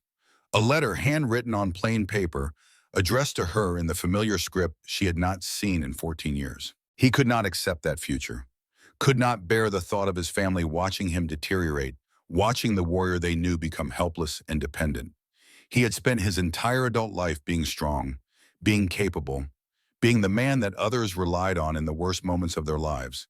The idea of becoming a burden, of needing others to do for him what he could no longer do for himself, was more than he could face. Cross's voice broke slightly, the emotion finally breaking through the professional shell. So he made a choice. The final choice. The only choice he felt he had left. He went to the mountains one final time. To the ranch where he had taught you to shoot. To the place where he had been happiest. Where his best memories lived. And he ended his life on his own terms, with a rifle he had carried for 30 years in a single round that he had kept for exactly this purpose. Sarah stared at the letter in her hands. Her father's handwriting, small and precise, filling 2 pages with words she had never expected to read. Words that had been waiting for her, sealed in classified folders, hidden behind lies that well-meaning people had told themselves were protection. "I found that letter when we recovered his body," Cross said. "It was in his jacket pocket, sealed in a waterproof bag, addressed to you. I read it once, just long enough to understand what it was, and then I made a decision that I have questioned every day since. I classified it, buried it in paperwork and security protocols. Let you believe it was an accident because I thought that truth was easier than the reality. I told myself I was protecting you, protecting his legacy, protecting the memory of a hero from the stigma of suicide." He met her eyes, and Sarah saw tears there that the old warrior made no effort to hide. "I was wrong. You deserve the truth. You have earned the truth through everything you have done, everything you have become. And I am sorry, more sorry than I know how to say." Sarah read the letter in the empty courtroom, her hands steady despite the tears that blurred her vision. "My dear Sarah, if you are hiding this, then the truth has finally found its way to you. I am sorry for the deception. I am sorry for the pain my choice will cause. But I could not face the alternative, could not bear to become something less than what I was. You need to understand why I made the choices I made, not just this final one, but all of them. The choice to become what I became. The choice to let Volkov live. The choice to keep my distance from you and Ryan. To protect you from a world that would have consumed you if I had let it. I let Volkov live because I saw myself in him. 2 wolves who had forgotten how to be anything else. 2 killers who had found a code to live by, but lost the ability to live without killing. When I looked at him through my scope, wounded and bleeding in the rocks, I saw my own future. A man who had become so good at ending lives that he had forgotten how to value them. A weapon that had outlived its purpose. I could not pull the trigger because pulling the trigger would have meant accepting what I had become. Would have meant acknowledging that the only thing I was good for was killing, and that even other killers deserved to die at my hands. So I let him live. Let him crawl away and wonder why. Let him spend his life searching for an answer that I did not have. Maybe you will find that answer someday. Maybe you will understand something that I never could. You have the gift, Sarah, the same gift that made me what I was. I saw it in you when you were a child, saw the way your eyes tracked movement and your hands found their way to weapons like they belonged there. I wanted to protect you from that gift, wanted to keep you from becoming what I became.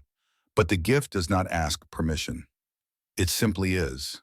If you are reading this, then the gift has found you, has shaped you, has made you something more than you were before. Do not forget how to be human, Sarah. Do not let the wolf consume the woman. Find something to believe in beyond the rifle and the scope and the kill. The hardest shot is the one you choose not to take. Remember that. Let it guide you when the darkness closes in. I love you. I have always loved you, even when I could not show it, even when I stayed away to keep you safe. Be better than I was. That is all I ask. Your father, Thomas. Sarah folded the letter and pressed it against her chest. The tears came freely now, streaming down her face in the empty courtroom, washing away years of confusion and anger and grief that she had never allowed herself to feel. Her father had loved her, had stayed away to protect her, had died by his own choice rather than burden her with his decline. And he had given her the only wisdom he had to offer. The hardest shot is the one you choose not to take. 6 months later, Sarah stood at the front of a classroom at Camp Lejeune, North Carolina. The room was filled with 24 young Marines who had been selected for the Scout Sniper course, their faces showing the mixture of eagerness and anxiety that marked every new class. They sat at attention in their chairs, trying to measure the woman who would determine whether they had what it took to wear the title sniper. She wore instructor's khakis now, her only decoration a small pin that showed her qualification as a marksmanship instructor. No rank insignia, no combat decorations, nothing to indicate what she had done or what she had become. But the Marines had heard the stories. They always did. "My name is Sarah Mitchell," she said. "For the next 16 weeks, I will be responsible for teaching you how to shoot." She paused, letting the words settle into the silence. "Some of you have heard stories about me, about firebase Kestrel, about the Russian they called the Wolf, about a shot in Montana that ended a hunt spanning 35 years. Those stories are true, but they are not why I am standing here." She moved to the whiteboard and wrote 3 words in large letters. "Respect the code. I am here because my father was the greatest sniper this country ever produced. His name was Thomas Mitchell. His call sign was Ghost. He killed more enemies than any sniper in the history of American special operations. But that is not his legacy. That is not what made him great." She turned to face the class. "My father's legacy is the code he lived by. The understanding that a sniper is not just a shooter, that the ability to end life at distance carries with it a responsibility that most people never have to face. You are learning to become the most dangerous soldiers in the United States military. You are learning to kill from so far away that your targets will never see you, never hear you, never know that death is coming until it arrives. That power is terrifying, and it can destroy you if you do not learn to control it." She walked to her desk and picked up a rifle case.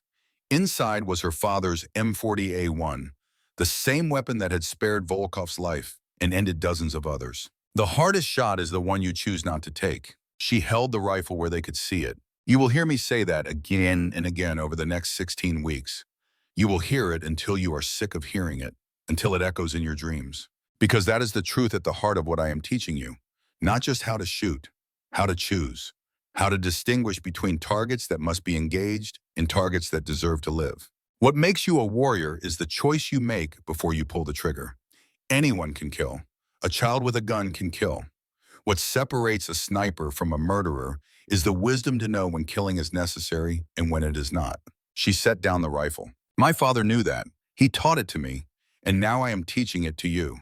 If you can learn this lesson, if you can carry it with you into every engagement for the rest of your career, then you will be worthy of the title sniper. If you cannot, then no amount of skill will save you from becoming something you never wanted to be."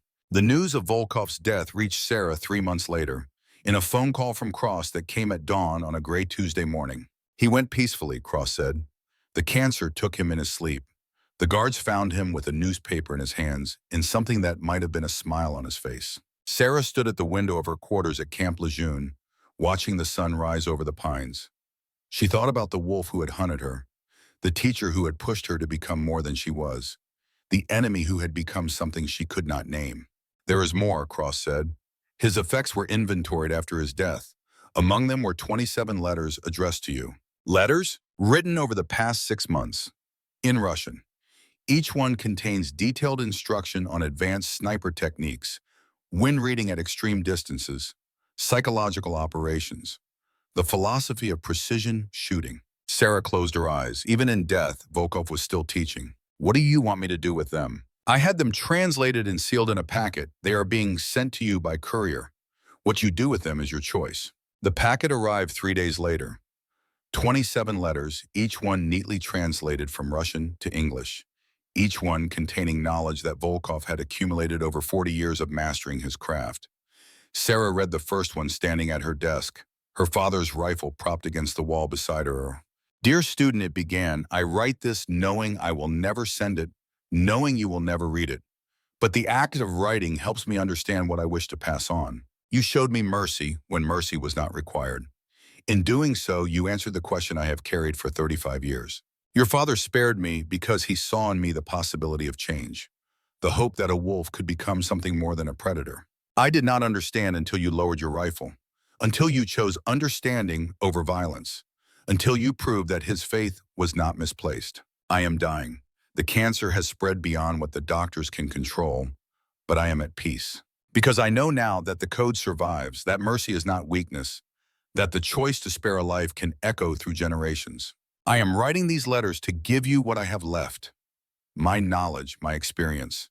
The accumulated wisdom of a lifetime spent learning how to kill. Use it wisely. Use it in service of the code. And when you teach others, teach them what your father taught you.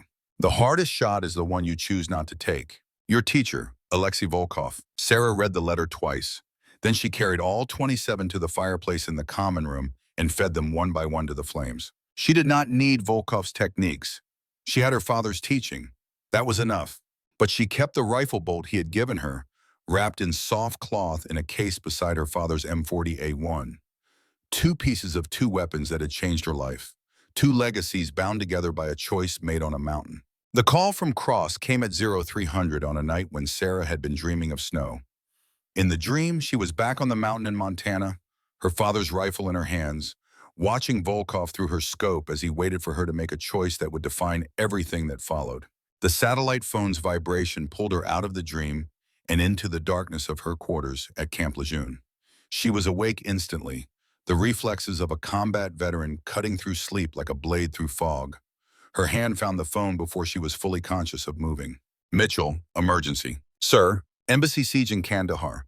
Ambassador and 15 staff members held hostage by unknown militants.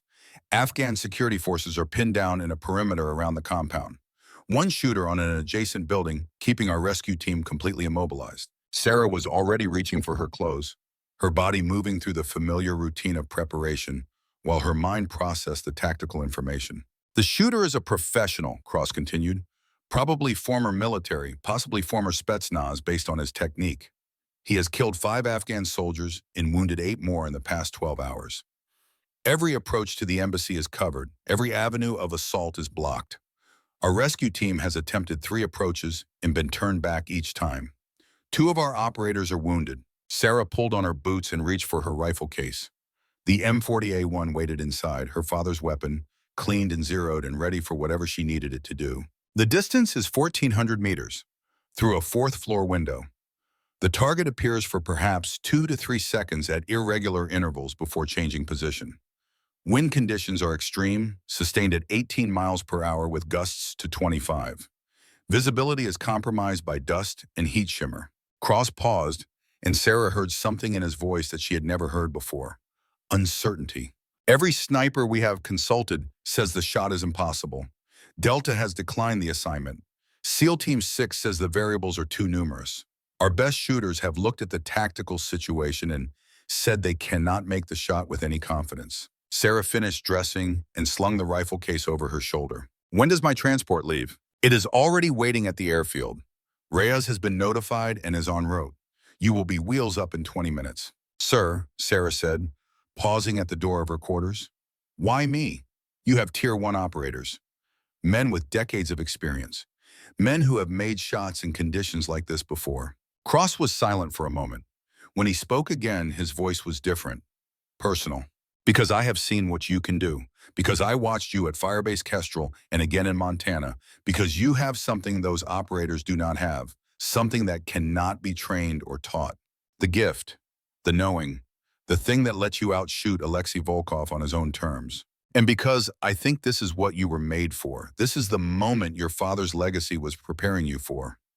The impossible shot that no one else can make. Sarah opened the door and stepped out into the darkness. I am on my way. The flight to Afghanistan took 11 hours, a journey across oceans and time zones that gave Sarah too much time to think. She sat in the cargo bay of the C-17 transport with her father's rifle across her lap, running through calculations that all arrived at the same impossible conclusion. 1,400 meters, nearly a mile. At that distance, a bullet dropped over 30 feet from its initial trajectory. The wind pushed it sideways by unpredictable amounts that varied from second to second. The curvature of the Earth became a factor. The rotation of the planet itself had to be considered. The Coriolis effect that made bullets drift slightly right in the northern hemisphere. And the target was mobile, appearing for heartbeats at a time, in a window that might be 3 feet wide. The mathematics said it could not be done. The physics agreed. Every textbook and every expert and every computer model concluded that the shot she was being asked to make was beyond the limits of human capability and rifle technology combined. But Sarah had stopped believing in impossible. Her father had proved it wrong at 1,100 meters in the mountains of Afghanistan. Volkov had proved it wrong again and again across 4 decades of impossible shots that the textbooks said could not be made. And she had proved it herself, in a bunker at Firebase Kestrel and on a mountainside in Montana. The gift did not care about mathematics. The knowing did not consult textbooks. Reyes sat beside her, checking his spotting scope with the methodical precision that had defined their partnership from the beginning. They did not speak. There was nothing to say that had not already been communicated through months of shared experience, through moments of violence and choice and survival that had forged them into something more than partners. Finally, as the transport began its descent toward Kandahar, Reyes broke the silence. "You are thinking too loud." Sarah looked at him, saw the understanding in his eyes. "The shot is impossible. Everyone says so. Everyone said Kestrel was impossible too. 9:40 at night with a rifle you had never fired and a target you could barely see. You made it anyway. That was different. I was not thinking, I was just reacting." "Exactly." Reyes leaned forward, his eyes intense. "You have been teaching snipers for months, drilling them on mathematics and physics and all the mechanical skills that make a competent shooter. But that is not what makes you special. What makes you special is the knowing, the ability to feel the shot coming together before your conscious mind catches up. The gift your father passed down to you. Stop thinking like an instructor. Start thinking like the woman who killed 23 men in 40 minutes. The woman who outshot Volkov on his own terms. That woman does not calculate, she knows." Sarah looked at her rifle, at the worn wood and the patina of age that spoke of decades of service, at the weapon her father had carried through countless missions, had used to spare a life that changed everything. "What if the knowing fails me? Then you miss. And 16 people die, and you spend the rest of your life wondering what you could have done differently." Rhea's voice was hard but kind. "Or you trust yourself, trust your gift, trust everything your father taught you, and you make a shot that everyone says is impossible because you are Sarah Mitchell. And impossible is just another word for has not been done yet." The transport touched down at Kandahar airfield as the sun was rising over the Hindu Kush, painting the mountains in shades of gold and red that made them look like they were on fire. Sarah was on the ground within minutes, briefed by a tactical team that had been trying to resolve the hostage situation for 18 hours without success. Sarah set up on a rooftop 1,400 meters from the target building. The distance seemed impossible, a gulf of urban landscape that no bullet should be able to cross with precision. But she had stopped believing in impossible months ago. "Wind, 18 miles per hour from the west," Reyes said, "gusting to 25. Temperature 42 degrees. Sarah dialed to her turrets. Elevation for 1,400 meters, compensating for the slight downward angle. Windage for the sustained component, knowing she would need to adjust for gusts. "Target visible," Reyes said. "Third floor window, northeast corner. Male, bearded, Dragunov variant." Sarah found him through her scope, a shape in a window, appearing for seconds at a time before withdrawing to check other approaches. Professional, disciplined. The kind of shooter who had kept armies at bay. She waited, patient, her father's voice in her memory, teaching her that patience was a sniper's greatest weapon. The target appeared again. Sarah pressed the trigger. "Miss," Reyes said. Low and right, wind gust pushed it 2 feet. Sarah chambered another round. The miss had not rattled her. It had told her something, shown her how the bullet behaved in these conditions. She adjusted. 1 minute up, half a minute left. Target reappearing. Sarah found him in her scope, let her breathing slow until her heartbeat was barely a whisper. Felt the shot coming together before her conscious mind could articulate why. She closed her eyes. In the darkness behind her lids, she heard her father's voice from 20 years ago, teaching her on a mountainside in Montana. "Feel the wind, Sarah. Let it speak to you." She heard Volkov's voice from the letters she had burned. "The bullet knows where to go. Your job is to stop fighting it." She opened her eyes. The target was centered in her scope. The wind had dropped for a fraction of a second. "Send it," Reyes said. Sarah pressed the trigger. The bullet traveled for 2.3 seconds. She lost sight of the target as the recoil disrupted her sight picture. When she reacquired, the window was empty. "Hit," Reyes said. His voice was tight with emotion. "Target down, confirmed kill." Below, the rescue team was moving. Gunfire crackled as they breached the embassy. Shouts in Pashto and English mixed in the morning air. 16 hostages. 16 lives saved by a single bullet. Traveling 1,400 meters through wind and dust in the harsh light of a Kandahar morning. Sarah lowered her rifle and let herself breathe. 2,000 miles away in a concrete cell at the administrative maximum facility in Florence, Colorado, Alexei Volkov sat in the same position he had occupied for 6 months. The cell was small, designed to contain rather than comfort, with a narrow bunk and a steel toilet and a single window that looked out on a courtyard he was never allowed to enter. The cancer had taken most of his strength. He could no longer stand without assistance, could no longer hold a rifle even if they had allowed him one. He was dying by inches, the same way he had lived, alone and unremarked. But he was at peace. He had found the answer he had sought for 35 years, had passed his knowledge to a student worthy of receiving it, had seen the code survive in the daughter of the man who had spared his life. A guard appeared at the small window in his cell door.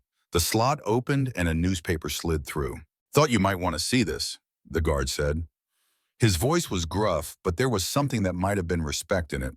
Volkov reached for the newspaper with hands that trembled from weakness rather than fear. The headline was in English, but he could read it well enough. Embassy siege ended by impossible shot. Below the headline was a photograph, a woman in military clothing, standing on a rooftop with a rifle in her hands. Her face was turned slightly away from the camera, but Volkov recognized her instantly. Sarah Mitchell, the ghost daughter, his final student. She had done the impossible, had made a shot that every expert said could not be made, had proved that the gift lived on, passed from father to daughter, from enemy to student, from one generation of wolves to the next. Volkov looked at the photograph for a long time. Then he smiled, and his winter eyes showed something that the guards had never seen before. Pride. She was not lucky, he said softly to no one in particular. She was inevitable. He set down the newspaper and closed his eyes. When the guards checked on him an hour later, he was gone. The cancer had finally finished what Thomas Mitchell's bullet had started 35 years ago. But he had died with a smile on his face. 3 months later, Sarah Mitchell stood at the front of another classroom, facing another group of young Marines. The sun was rising over Camp Lejeune, painting the sky in shades of gold and orange. It was the beginning of a new training cycle, and the beginning of something else. "My name is Sarah Mitchell," she said. "For the next 16 weeks, I will be teaching you how to shoot." She picked up a piece of chalk and wrote 3 words on the blackboard. "Respect the code. The hardest shot is the one you choose not to take." She set down the chalk and picked up her father's rifle. "Now let us begin." Outside the window, the morning stretched ahead, full of possibility and purpose. 2 wolves watched from somewhere beyond, proud of what their student had become. And in a case beside the rifle, wrapped in soft cloth, a Dragunov bolt rested next to an M40A1 receiver. 2 weapons, 2 legacies, 2 warriors who had been enemies and become teachers. The story was not over. It was just beginning. Text on black. She was not lucky, she was inevitable. For Thomas Mitchell, 1957 to 2009. And for all warriors who chose mercy when violence was easier. The end.